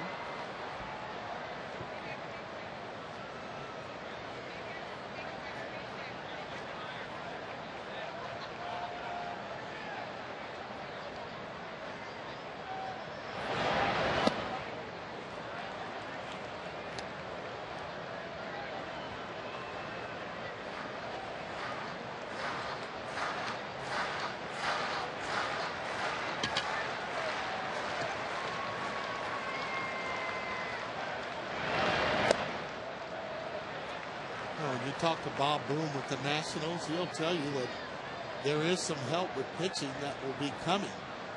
They've signed some kids, but again, you're looking at, maybe 2 or 3 years. They'll probably rush some kids up there within a couple of years. But if you're a pitcher and you can pitch, you'll have the opportunity to make the club if you're on the Nationals. But I guess you have to be careful if you're in the Nationals that you don't rush guys to the big leagues. Very important. A lot of times you rush guys, you end up having problems. Ryan stays alive as he shoots that one foul. And on a carom, the fan made a nice play. And it remains 3-2.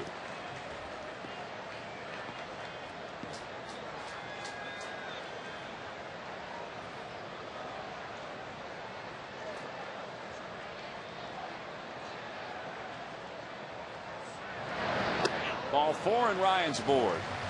So a 1-out walk. Ryan aboard for the second time in the game.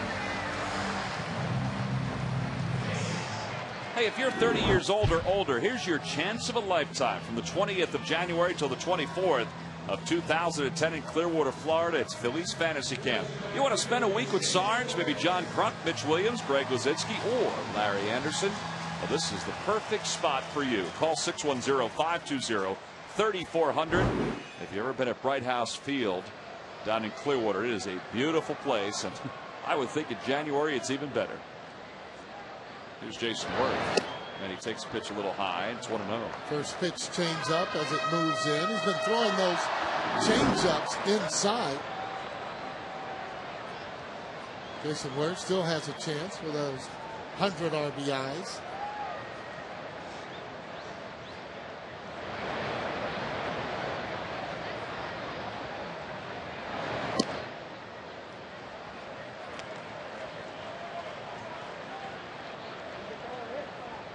Sometimes Jason will really look bad on a pitch, and you throw that pitch again, and he ends up squaring the ball up, usually going out of the ballpark. Well, it's 3-0 with 1 out in a 1-0 game. Is that light flashing green right now? I would think that he would have the green light. However, for me, I wouldn't want to swing 3-0 off of him just because of the movement of his ball. Take a look at those hats, huh? Is that the new line of hats for you? There's ball 4. Worth walks back-to-back walks down for the Phillies. Are you sewing those hats now, Sarge? Are they part of your collection? Those will not be a part of the collection. Those hats look like the helmet that Shane Victorino wore last week. Yeah, he talked about how heavy they were. Looked just about like that on his head. You know what those hats look like? You remember the old bullpen cars that ballparks used to have with the big old caps on them? Well, that's shaped like a baseball. That was a ways back there, huh? Kind of dating yourself a little, aren't you? Well, I like helmets. I'm not sure what they are, how they made them, or if they are available at the local stores, but it's not something that you would think about wearing to a ballpark. It has a Philly logo on it. Looks like their logo. It also looks a little maybe like they may have spent some time and made that themselves. Well, that guy to the left came in here. He was 6'2". Now he's 6 feet tall. And the other guy came in. He was about 6'7". He's down to about 5'7". Those helmets look a little heavy. Yeah, they keep looking on the screen to see whether or not they're on that screen. Runners on first and second. One out here in the bottom of the 6th inning. Ben Francisco, the batter, and the count 1-0. And Clippard has lost the strike zone, which is good news for the Phillies.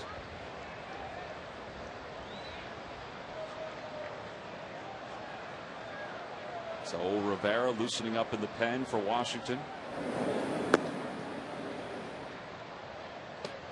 That's a pretty good breaking ball right there. 1-1 the count to Francisco. Hitter geared for the fastball. It gets that all-speed pitch. That's after 5 balls in a row.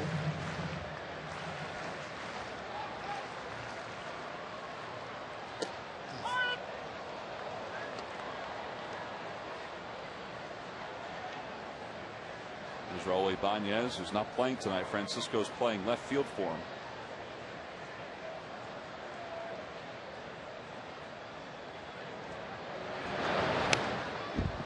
And it remains 1-2. Sarge, Charlie said he talked to Raul before the ball game and let him know he didn't want him to play. What are those conversations like? Oh, it's simple. Usually, and that's what you call respect for a manager to go to a player and say, hey, we're going to give you a day off. Raul, not a selfish player, and knowing that Francisco needs to get some at-bats. It's that one back toward the middle, a base hit. Howard's around third. He's being held up. The throw comes in, cut off by Morse. That was a good decision by Sam Perlazo based on the trajectory of that throw. Now, sometimes you take a chance if you're a third base coach and see if you can cash in.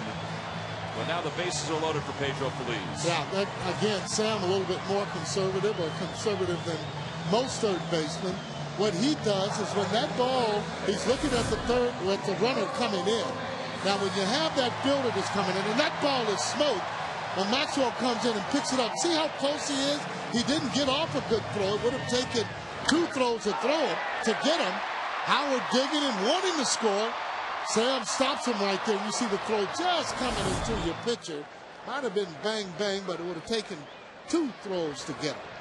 Here's Pedro Feliz with the bases loaded. That ball blocked by Bard.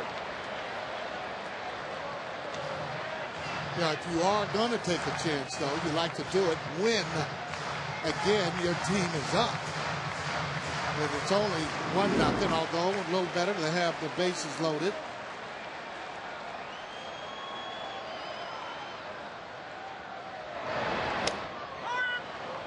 Speed pitch for a strike. It's 1-1. That must have cost him up.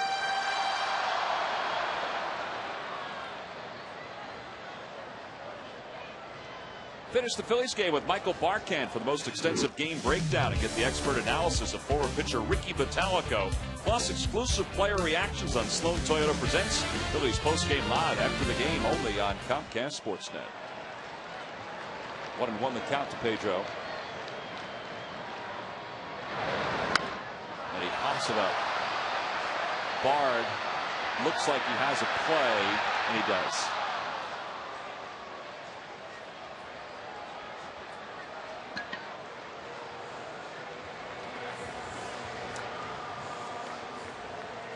Time now for our Geico quote of the day as Carlos Ruiz comes to the plate. And it's on Carlos's improved hitting. This is what Ruiz had to say. You can have the ability to hit, but if you don't relax, it's tough. If you're a player, you want to do good. When you don't, it's tough. Now I'm hitting the ball gap to gap, and it has been good again. 15 minutes could save you 15% on car insurance. Visit us at geico.com. Let's see if he can hit it gap to gap here.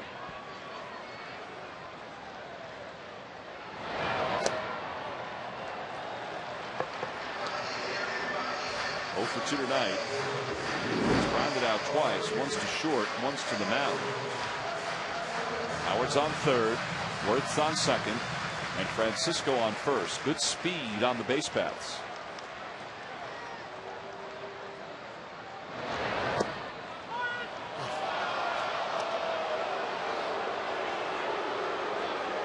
Ruiz is acting his that low. Thought the first pitch might have even been better. No, it's big difference in being 2 balls, no strikes, and 1-1. 2 balls, no strikes. You can almost predict the pitch you're going to get. He can still now go off speed if he wants. He got a fastball and he fouled it off.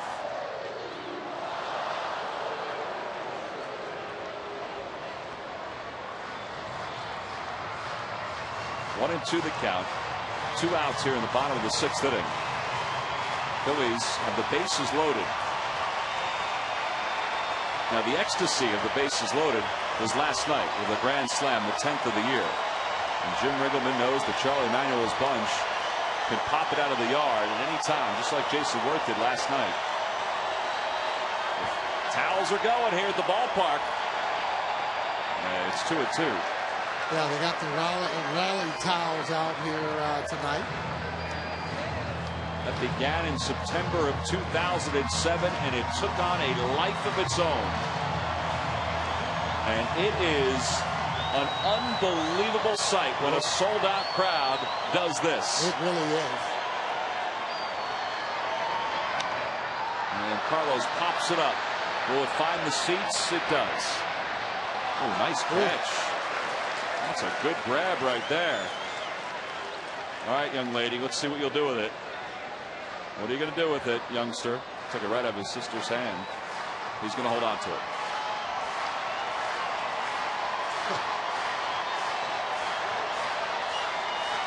Two and two to count. Here come the towels once again.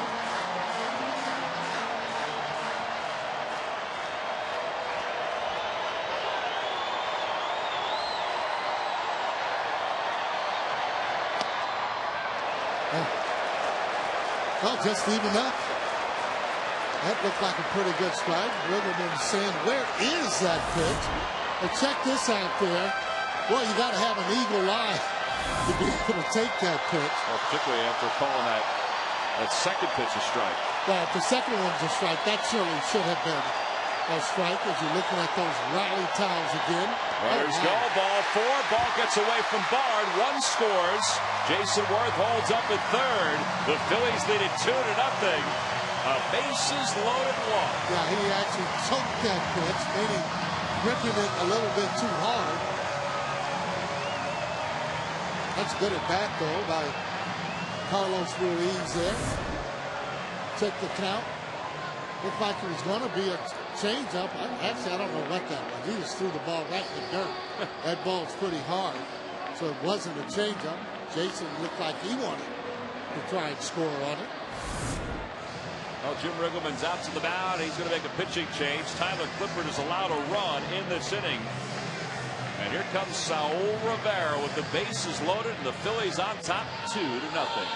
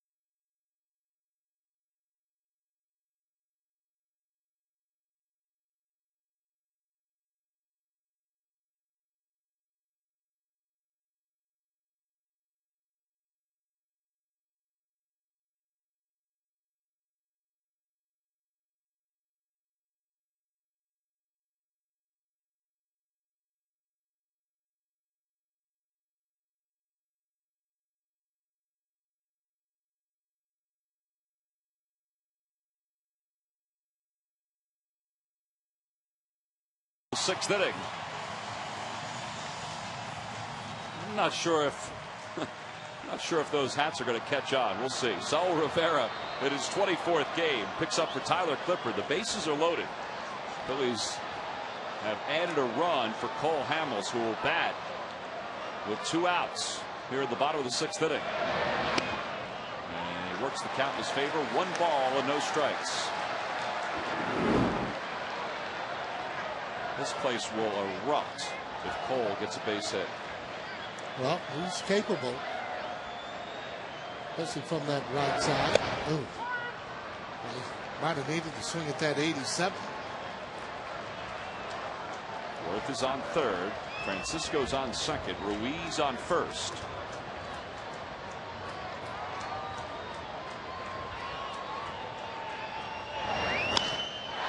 Toward third, it's a base hit into left field. Worth's going to score. Francisco holds up at third. It's an RBI single for Cole Hamels.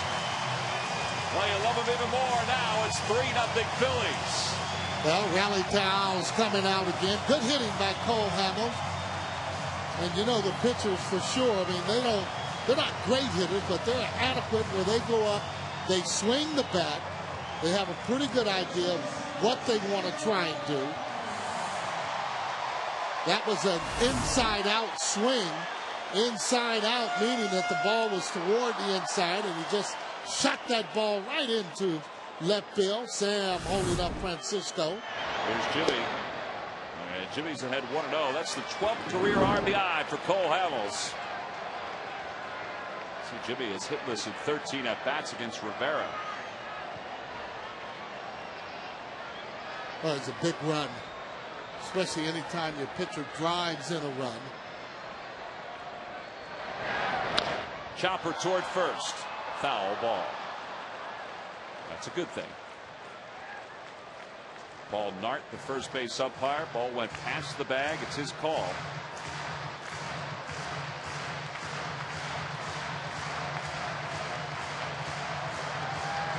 I don't know who thought of the whole towel idea in 2007, but whoever did has provided some of the greatest pictures this ballpark has ever seen.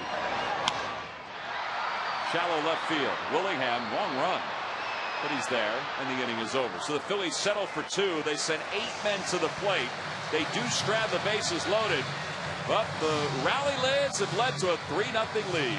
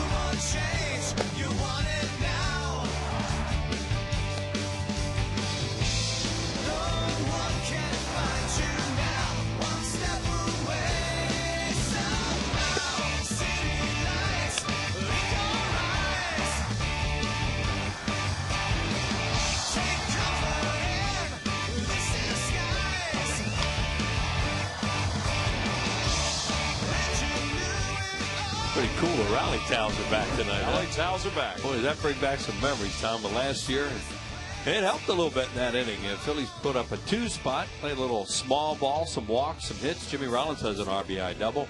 Carlos Ruiz with that bases loaded walk, and Cole Hamels has been real good through 6. Well, he delivers a changeup to Christian Guzman to start the 7th inning, and he works ahead. No balls and 1 strike.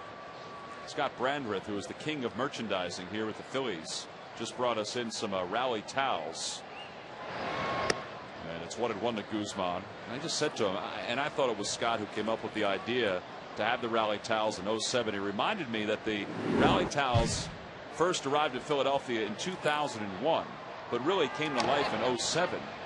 And he said Pat Gillick mentioned to him in 07, asked him for those final 6 or 7 games here at the regular season if these rally towels, if they were going to start handing them out to the crowd. Yeah.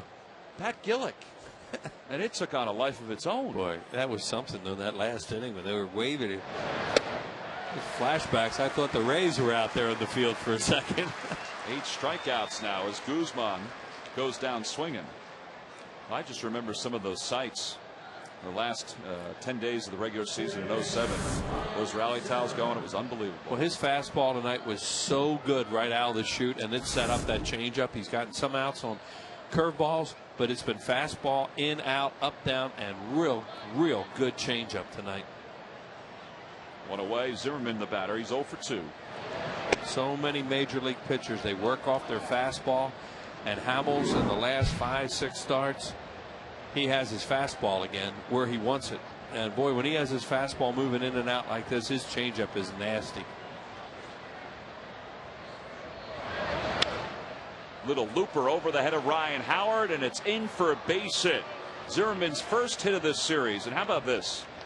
It's the second hit for Zimmerman in his last 24 at-bats against the Phillies. Yeah, and it was a thumb job too, and he'll take it. That was a real good pitch that Cole made on him on his hands. Of course, he hit a BB earlier in the game that Feliz caught at the time when Cole was throwing those perfect innings. And there's a good fastball in on him, and he just fights it off, and he thought it was foul, and then all of a sudden, ooh, that thing's going to be fair. I better run it out. What the play he made on that foul ball. Oh, it was unbelievable. That was. Broke his bat, and he's going to get a base hit out of it. Bat goes out toward third. Back-to-back singles now for the Nationals. They have 2 runners on. This is the kind of stuff that was happening to Hamels early in the year. He'd get into a funky inning like this, and he'd let it get to him. He's giving up a jammer and a broken bat. Hey, these lucky fans are tonight's Citizens 7. They will each receive a prize pack courtesy of Citizens Bank. Citizens Bank with the most 7-day branches in the Philadelphia area. To find a branch near you, visit citizensbank.com. He's taking a nice long walk behind the mound right now. Ruiz came out to talk to him. Carlos took a little stroll out there, and that's part of the just calm down process. And there's nothing you can do about a dunker and a broken bat hit.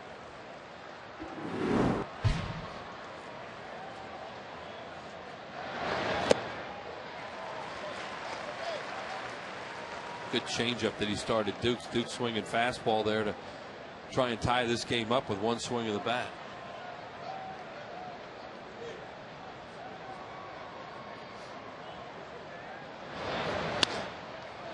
Through the hole in left field, a base hit. Zimmerman's around third, heading for home. The throw by Francisco, cut off. Oh no, it's not. It goes right past Feliz. It's an RBI single for Dukes, and it's 3-1 Phillies.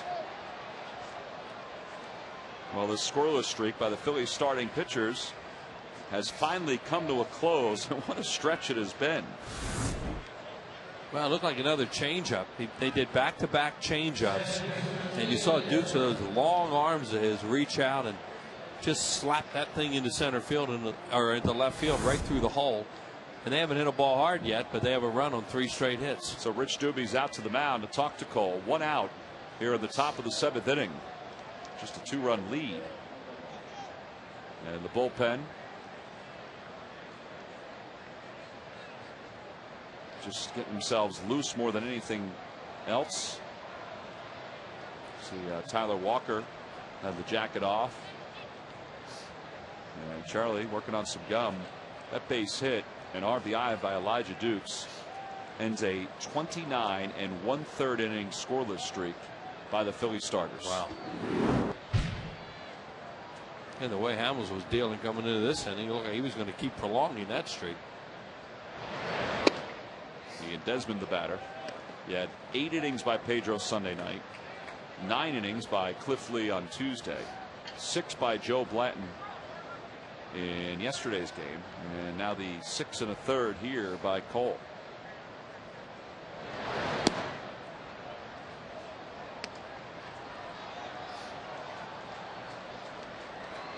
Well, this kid's shown he has quick hands and a quick bat and some pop too.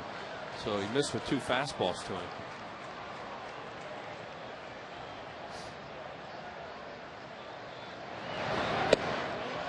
3-0 the count to Desmond. Now the Toyota Major League scoreboard. Marlins have made it a 1-run game. Chris Coghlan double and runs scored, 3 for 3. That guy could be Rookie of the Year the way Could he's be. going. You know, I talk about all these Rookie of the Years, and Chris Coughlin's numbers are amazing. He had an unbelievable August. And there's ball 4. A bases loaded situation now for Cole Hamels. And that is the first walk he has issued in the game. Rich Doobie doesn't want to go to the phone and get somebody up and loosen, but he's going to have to. Well, it's starting to fall apart a little bit for him here in this inning. A couple of bloopers and then a seeing eye hit, and then he walks a batter. And, you know, everybody's trying to just say, you know, calm down. Well, you can't be throwing any better than he was, or couldn't be throwing any better than he was before this stuff started. Willingham's on third. Dukes is on second. Desmond's on first. Mike Morse the batter.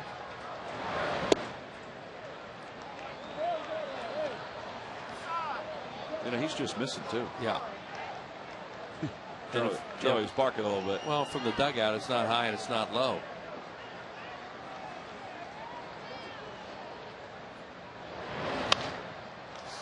Shallow right field. Willingham's not going to tag. He's going to come a few steps down the line. Not going to challenge Jason Worth. 2 outs. Well, the Houston Astros will help kick off the final homestand of the 2009 regular season with 4 games. All 4 night games. There are seats still available for the final 3 games of that series, 29th, the 30th, and the 1st of October. Log on to Phillies.com now. You can make your purchase anytime, 24/7. And again, September and even October has been electric for this club the last few years, and it might be electric again.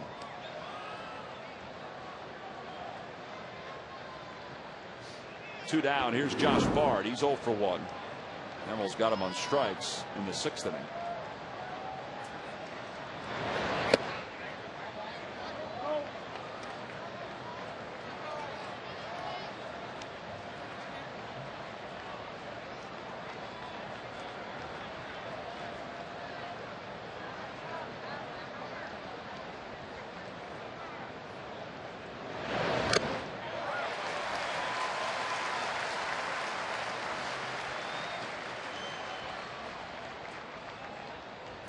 Good ratio, 60 strikes, 30 balls. He was sailing along until this inning. This has been the first tough inning he's had all night.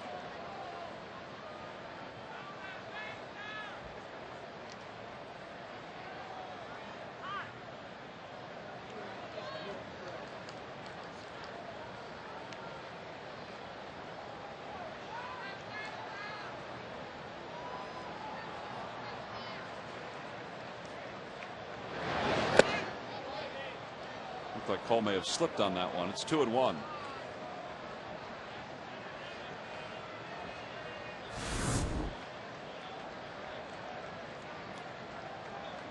Yeah, he didn't like his landing area. You saw him look down to see where he landed because he didn't like where that pitch went, obviously. Like to wave that rally down, not use it for that. Good changeup. 2-1 changeup. Bases loaded. Like that. That's what you want right there. That's what you want to do with it. Yeah. She's putting every ounce of There we go. Every ounce of her effort into that rally towel. 2-2 the count. Phone's ringing right there. Hey, you were just on. Get that towel off your head. Bases loaded. 2-2 the count. The pitch. On the inside corner, called strike three. Josh Bard couldn't believe it, but guess what? That changeup was in a perfect spot, and Cole is rebounded here at the top of the 7th inning. He's allowed a run, but he's stranded. The base is loaded because his changeup has been perfect in tonight's game.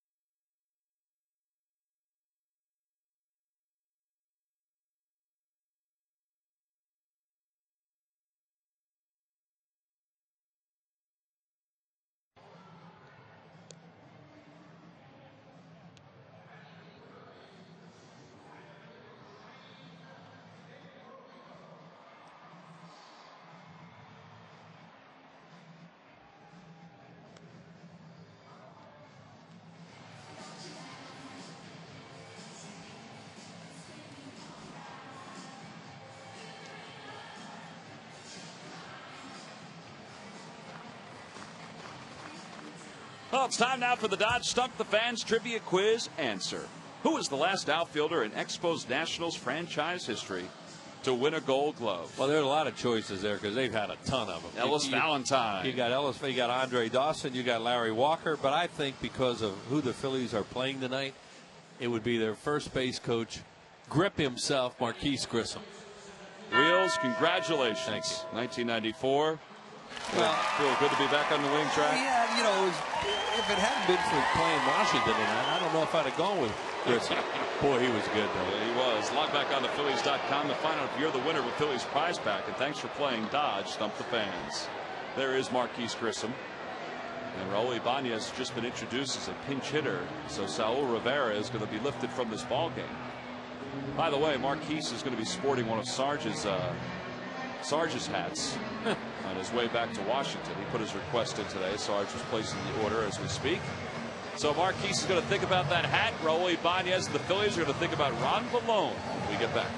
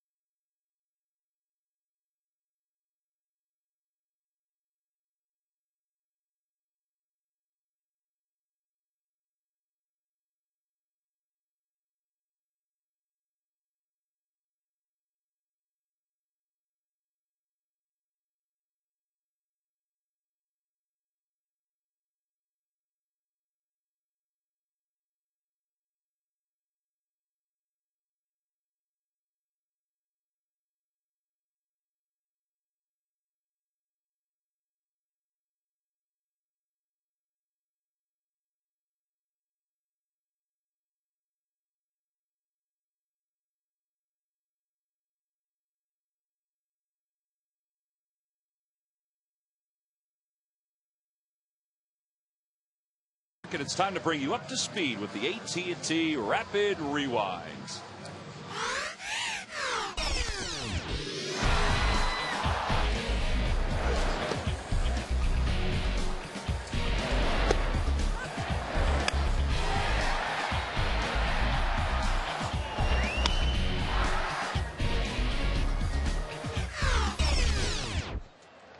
AT&T, the nation's fastest 3G network. AT&T, your world delivered.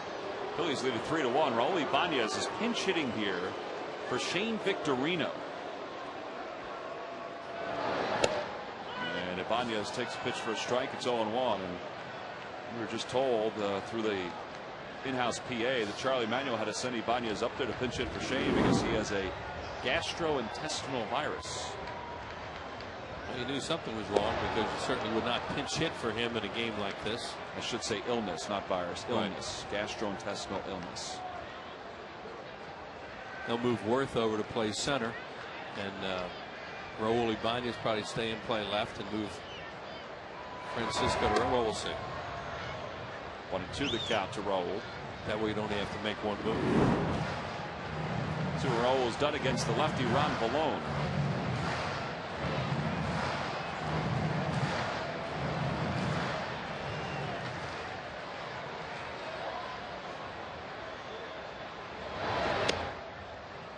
Two and two. Phillies would love to get a couple of insurance runs late in this ball game and finish off the Nationals. They've won 14 games against Washington this year. A win tonight would be their 15th, which would tie the franchise record for wins against the Washington-Montreal contingent. And Raul is down looking.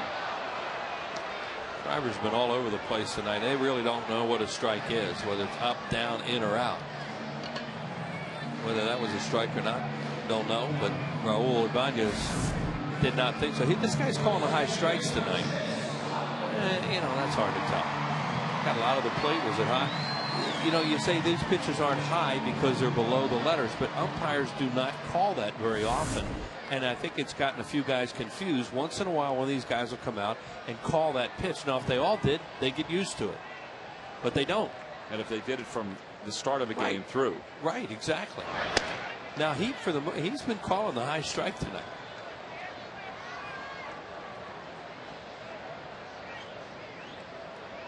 Chase Utley's the hitter. He's 1 for 3. And Chase is ahead 1 ball on no strikes here in the bottom of the 7th inning.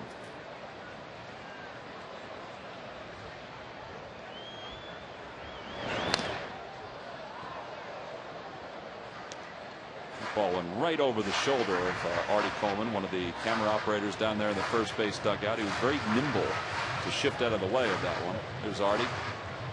Glasses on. Yep. He's like a cat. Got so many cameras in this place, you got to circle the guy you're talking about.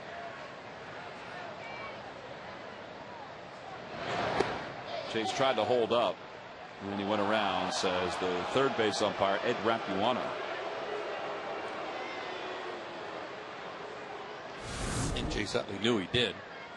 It was a good call. That's definitely a strike. Ed Rapuano calls it. Chase Utley never reacted.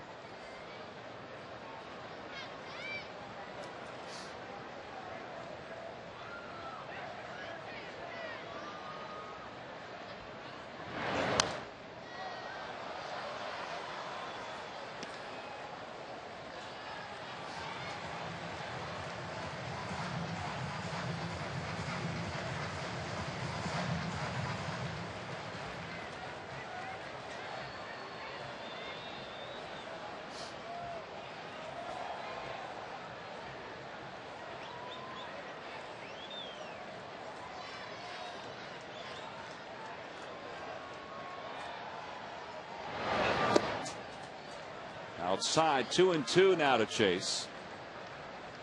Well, they're finally underway down in Atlanta.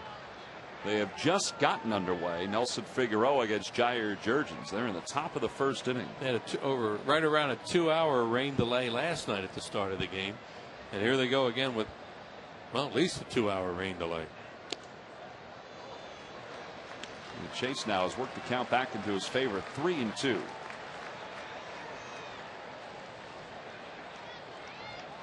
Well, the good news is they're playing those games down there. The bad news is they're getting started kind of late, and we're headed there. And the drought is gone in the southeast.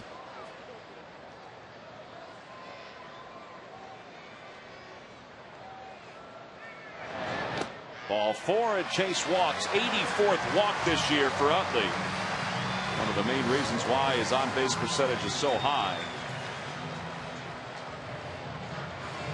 And the last chance tonight to thank another one of our brethren on the Phillies television network, and Dave Grimm, our video operator from Ambler, Pennsylvania, and he's digging deep. Memorable game, the division clinching at Pittsburgh in 1978. Oh man, that's a good one to pick, Dave. Is that a good one? Oh, that was a tough day. Phillies had to win one game that weekend. They lost a doubleheader on Friday. Right. And then won that game after falling behind early, on a Willie Stargell grand slam. So, yeah, that was quite a game. Well, this is Dave's 35th year associated with the Phillies television network. 1974 was his first year. He was out there that day.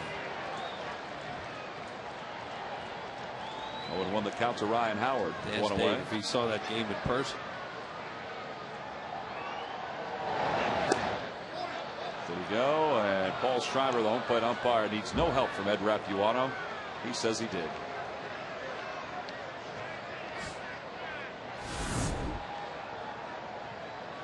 One slider after another. It's tough to tell from that angle, but it appeared like he did go.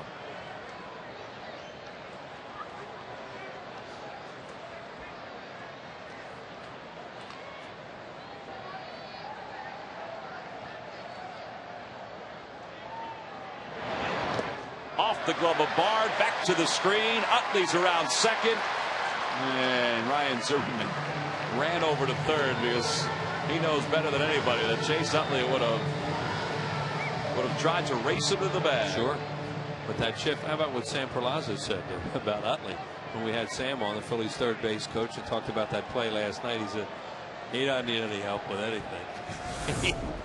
He knew what to do. There it was. Bard does not get his body in front of him. He just tried to use his glove, got a little off balance, and a runner in scoring position. And Utley out there like a good base runner should. Look what he just did. Turned around. Every pitch you want to turn around, find out where those outfielders are. Yeah, Willingham's fairly deep in left. He doesn't have a great arm. Maxwell is normal depth in center, and Dukes is somewhat shallow in right field. He's got a great arm, so he can even take a step back if he wants to. And Ryan pulls it to the right side. Desmond on the outfield grass throws out Howard. Over to third goes Utley. The Fanatics thinking he was safe. They do have a right-hander up in the bullpen if they want to go that route, and Riggleman's been doing a lot of that last week and in these games here. We'll see. Here he comes. Jim Riggleman just got the word from somebody in the dugout that whoever's thrown in the bullpen, and it's Logan Kensing, is ready. So he's taking that slow walk out to the mound. So it looks like we've got another pitching change for the Nationals here at the bottom of the seventh inning. Logan Kensing coming on for Ron Valone.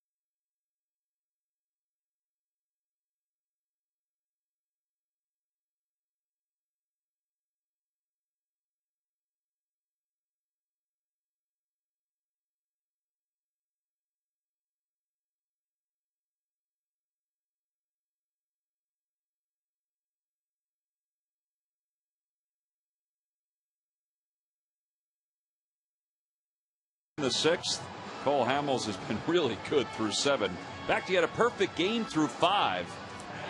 It's so difficult to reach that status of tossing a perfect game.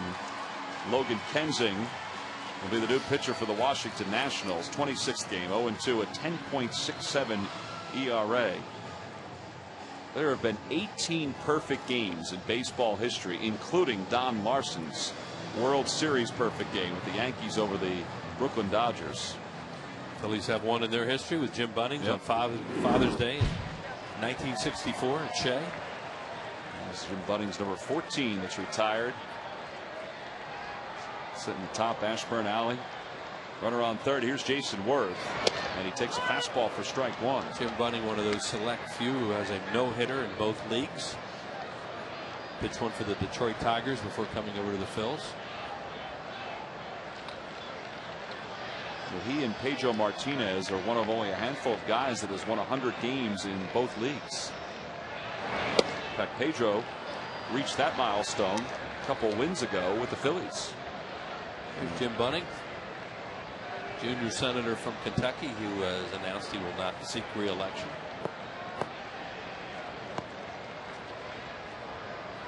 One ball, one strike to count to Worth.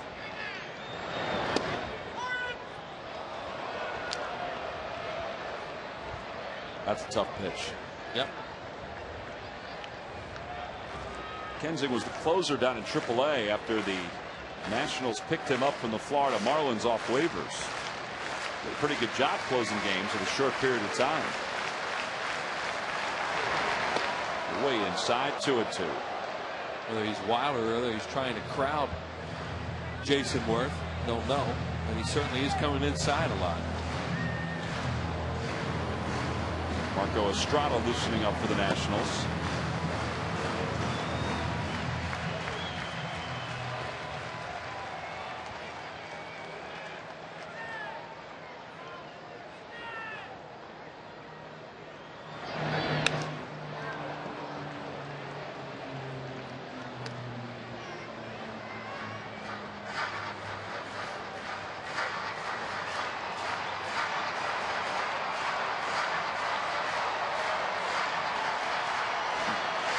Trying to get those towels started again.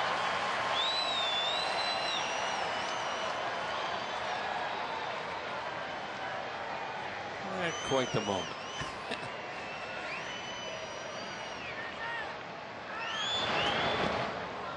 Maybe the moment has come. It's a wild pitch. Utley's going to score standing, and the Phillies lead it 4-1.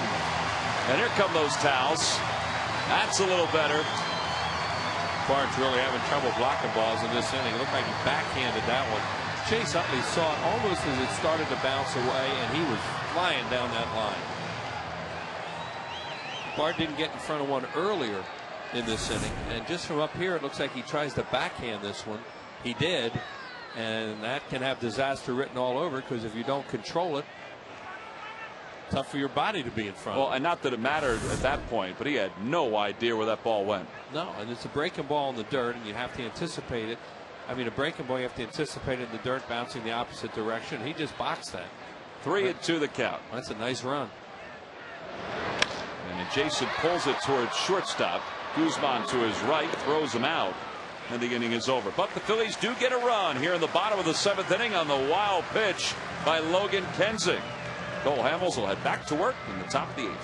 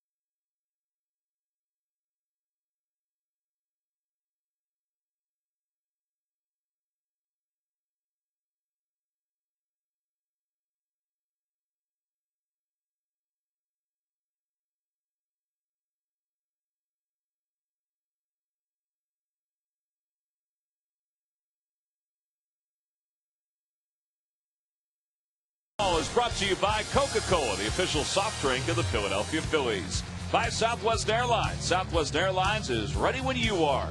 Go to southwest.com. Grab your bag. It's on. And by Dodge. Live strong. Live bold. Live now. Dodge. Grab life. Well, Cole Hamels has been in control tonight. He's got a 3-run lead. Raul Ibanez stays in the game to play left. Jason Worth does move over to center, and Ben Francisco's around and right. All because of the gastrointestinal illness that has stricken Shane Victorino. He was pinch hit for by Ibanez. Alberto Gonzalez pinch hits here in the top of the 8th inning against Hamels. And Hamels does to him what he has done to most hitters tonight. He's thrown him a really good changeup. Well, Cole did a good job of getting out of last inning with just the 1 run. A lot of weird stuff was happening in that inning. He's had that happen to him this year when he's going through a little bad stretch. And, he just didn't survive a lot of those innings, or he'd give up runs. He really did a good job last inning of just focusing and getting the outs that he needed.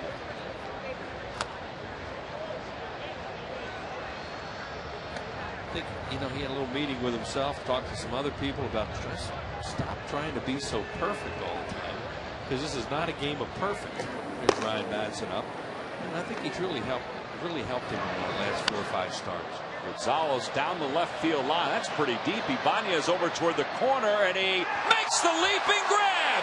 What a play by Raul Ibanez. Man, was that a heck of a play. He had a long way to run. But they're playing Gonzalez fairly shallow. And that ball got down and in, and he just dropped the head on it and went way up in the air, and it looked like it had a chance to just go out down the line. That's what I was thinking. I wasn't thinking that was going to be playable at all. Right. Here he comes right into the corner. It's a fair ball up on the wall. You see Cole Hamels like, thank you very much. That's a really good play right there by Raul Ibanez for the first out here at the top of the 8th inning. Here's Maxwell. And Maxwell has been befuddled tonight by the changeup of Cole Hamels, just as a lot of other guys have been. He's 0 for 3.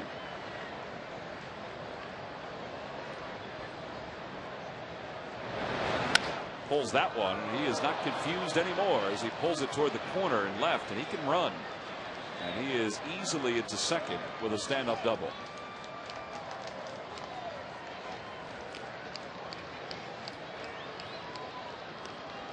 He struck out Guzman twice tonight, so Guzman, he's probably going to face him, it looks like.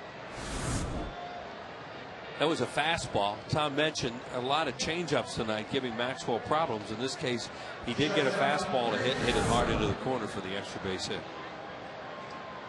So Madsen continues to loosen to the bullpen. That would lead you to believe that Brad Lidge would be used as the closer in the 9th inning, just as last night led you to believe that Brad was going to be used as the closer. That's what Charlie said he was going to do. And then Jason Worth hit that long grand slam home run and took him out of a save situation.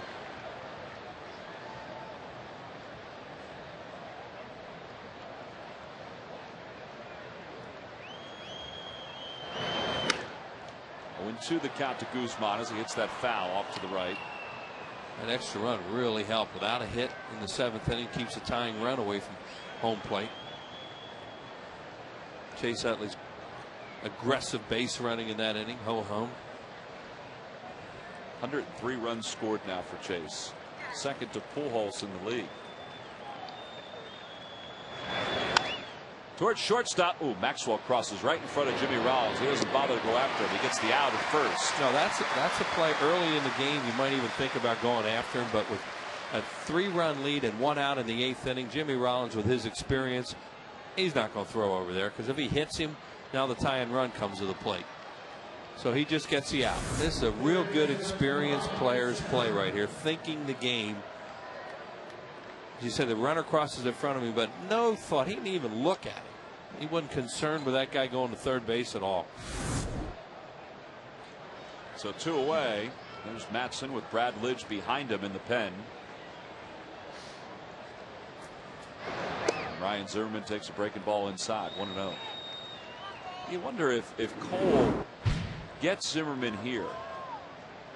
You figure he'll come back out and pitch the 9th inning. we'll see. I mean, he's at 104 pitches. Well, the other night Lee was going for a shutout, and Charlie said that's why he let him go back out there as much as anything. You know, he thought about maybe not letting him, you know, because his innings are piling up, and you know, you want him fresh for postseason if you're lucky enough to get there. But he said once he had that shutout inside, he decided to let him go back out. And in this case, Hamels doesn't have that.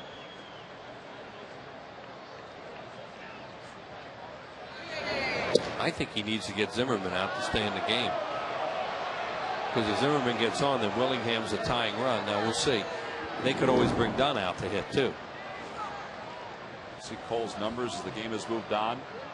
As this game has moved on, Paul Schreiber has heard a little bit more from each dugout about his strike zone. And that's in for strike one. See Zimmerman, what a good job he's doing here. He does not represent the tying run. So he's trying to get on base to get the tying run up there. He hits a 2-run home run. They're still down by 1. This is just the second 3-ball count of the night for Cole Hamels. 3-2.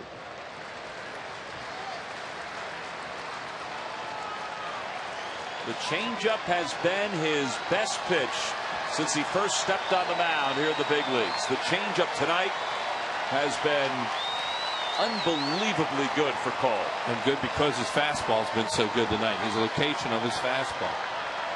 3-2. And he got him. A fastball swung on and missed. Zimmerman is down on strikes. He elevated it just a little bit, and he strands a runner on third base. Cole Hamels is through 8 innings. He has 10 strikeouts tonight, and the Phillies lead it 4-1.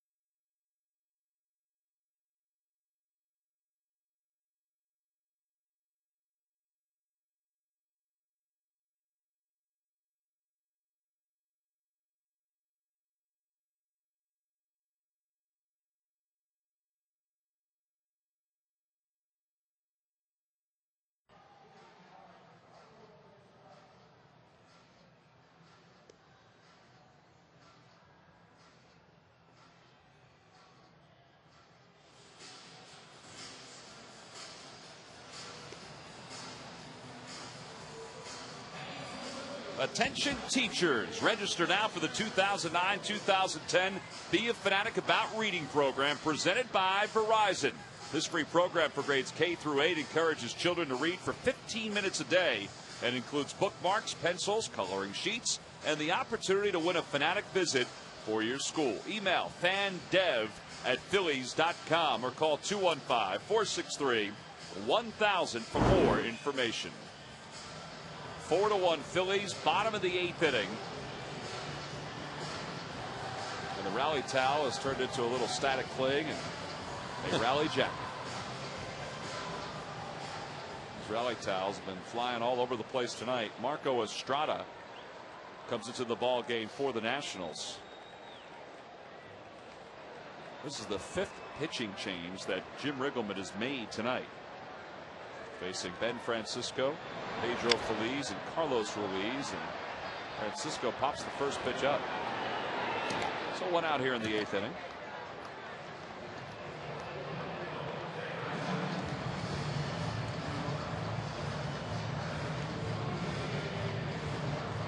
And it'll bring Pedro Feliz to the plate. Pedro walked back to the 5th inning and scored the first run of the night. Brad Lidge up and loosening in the bullpen, so I guess that might be our answer, that Cole Hamels' night may be done after 8 really good innings. His 12th career 10 strikeout performance.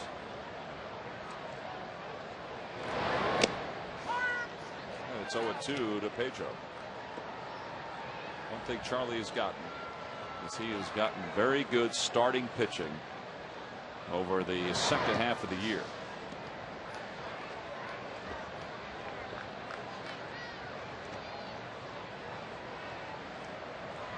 What did he tell you is the best? It's the best pitching he's seen since he's been here. It's the best he's had, right? Best he's seen, best he's had since he's been here. Well, look at the last 5 starts. That's 3 earned runs in the last 5 starts for the Phillies starting pitchers in 38 1/3 innings. Obviously, last year the bullpen's better, but you talk about starting pitching. This is really good. 29 hits allowed during that span.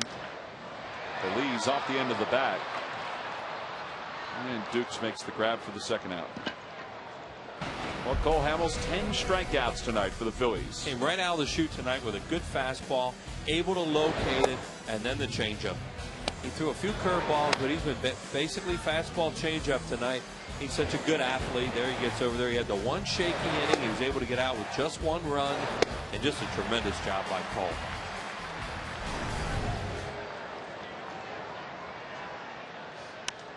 Carlos Ruiz swinging at the first pitch. They'll be back into the seats.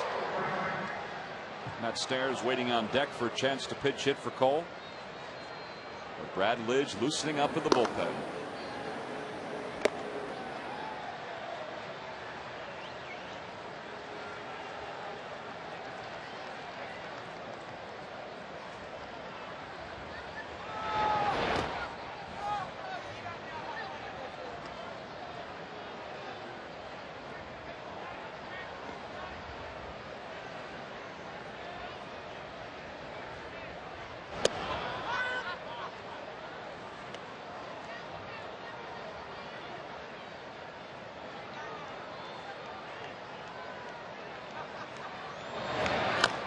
Slow chopper toward third. Zimmerman charging, and he throws out Ruiz. It's a 1-2-3 bottom of the 8th inning. So the only drama left in tonight's ball game is whether Brad Lidge can come out and close this baby out as we go to the top of the 9th.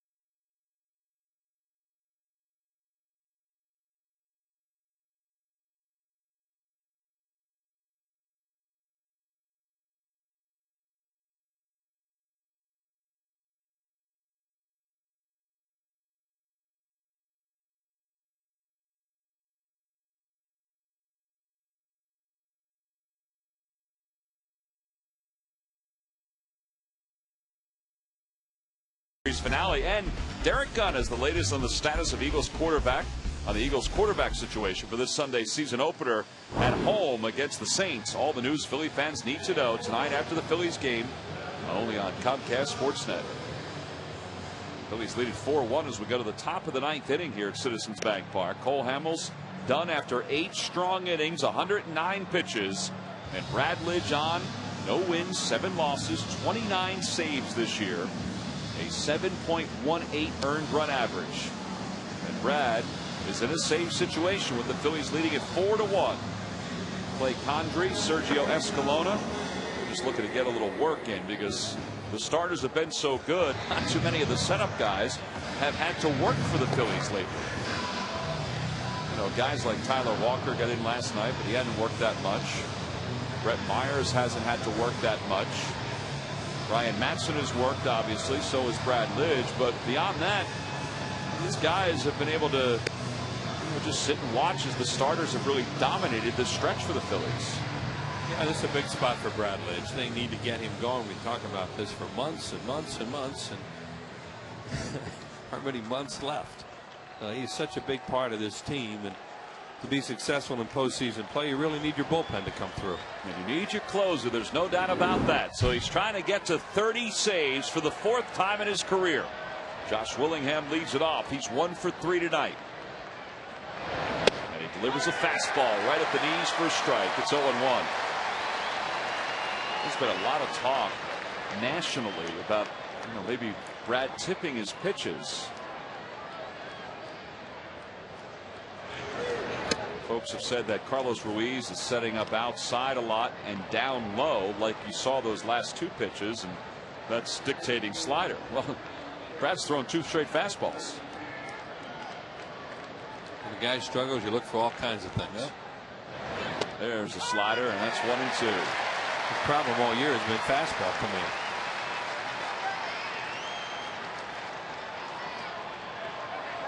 Well, he's ahead 1 ball and 2 strikes to Josh Willingham. That's the opposite of what Cole had tonight. He had great command of his fastball.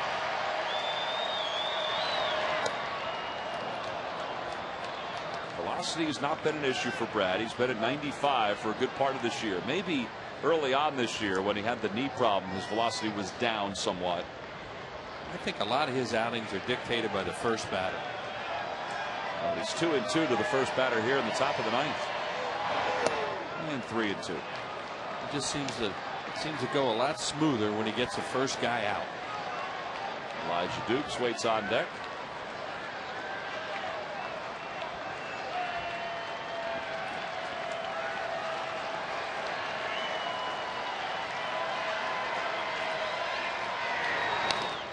That was a pretty good slider right there. And Willingham just got a piece of it.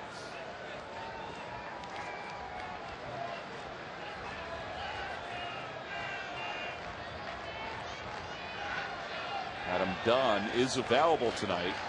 He was behind Rick Eckstein. Rick Eckstein, the hitting coach. See what the first batters have done against Brad this year. 6 walks. And that's been a part of the problem too for Brad, and he knows it. Yeah, when he gets into the stretch, it's been a problem. You see Willingham knows that was ball 4, but he tried to check his swing, couldn't do it.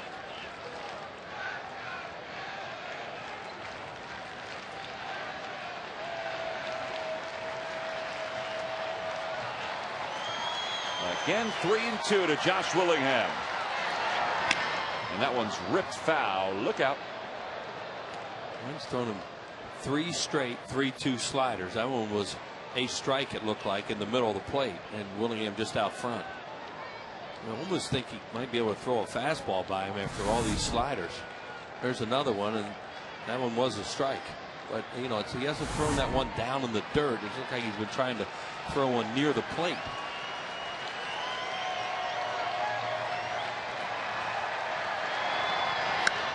In the air to center field, Jason Worth heading back. He's got plenty of time. 1 away. It was a fastball. Now, after all those sliders, and not that Willingham didn't hit that well, but you think a fastball would really work well there after 3 straight breaking balls.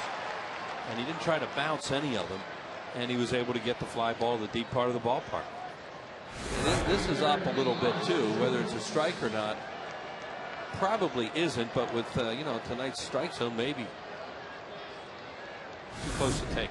Now Elijah Duke stands in, and he starts him off with a slider on the outer edge. 0-1. Dukes has a base hit, an RBI.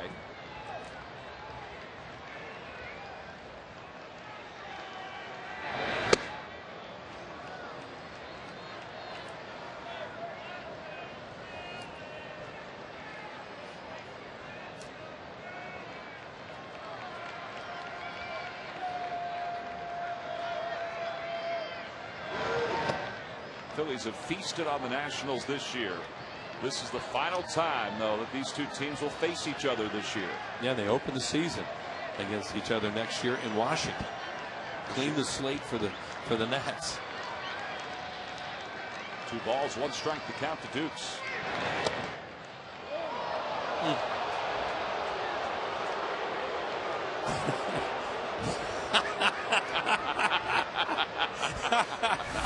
That was good. Here we go.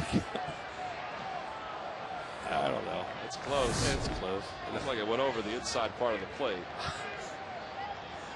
It's 3-1 to Dukes. To right center field. Boy, he hit that one pretty well. Jason Worth into the alleyway, and he drops the ball as he slides under the glove of Francisco. Dukes on his way to third, and he'll get there standing. Those two guys that are not used to each other out there. With Victorino out with the intestinal problem, Shane had to leave during the game. You know, he probably catches that because he'll take charge because he's a center fielder, and Worth is used to him. Probably would have peeled off, but in this case, Francisco kept coming and they almost collided. I still thought Jason caught that ball. Well, I think he has it in his glove. Well, he probably has it in his glove. Well, it hit his glove. It just hit off the heel when he dove for it. Here's another look. We get a better look. It's hard to tell, but it did touch his glove, yeah. So runner on third, 1 out. Ian Desmond, the hitter. Desmond's been on base once tonight with a walk, and he chops this one left side. Cut off by Feliz. A run scores, but an out is recorded. 2 away here in the top of the 9th inning.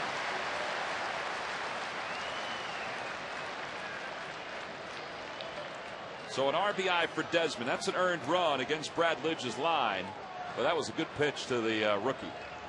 And he needs 1 more out. Yeah, he jammed him, and you know, you have a 3-run lead, so everybody's back. Here comes Willie Harris, and he has hit Lidge pretty well.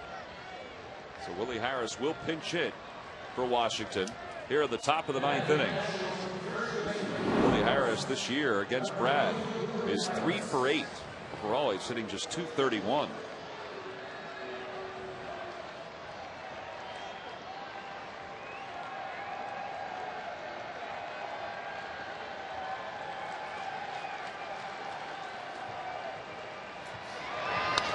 In the air to right center field. Not deep. Utley is out. Worth coming in. Jason makes the call, and the ball game is over.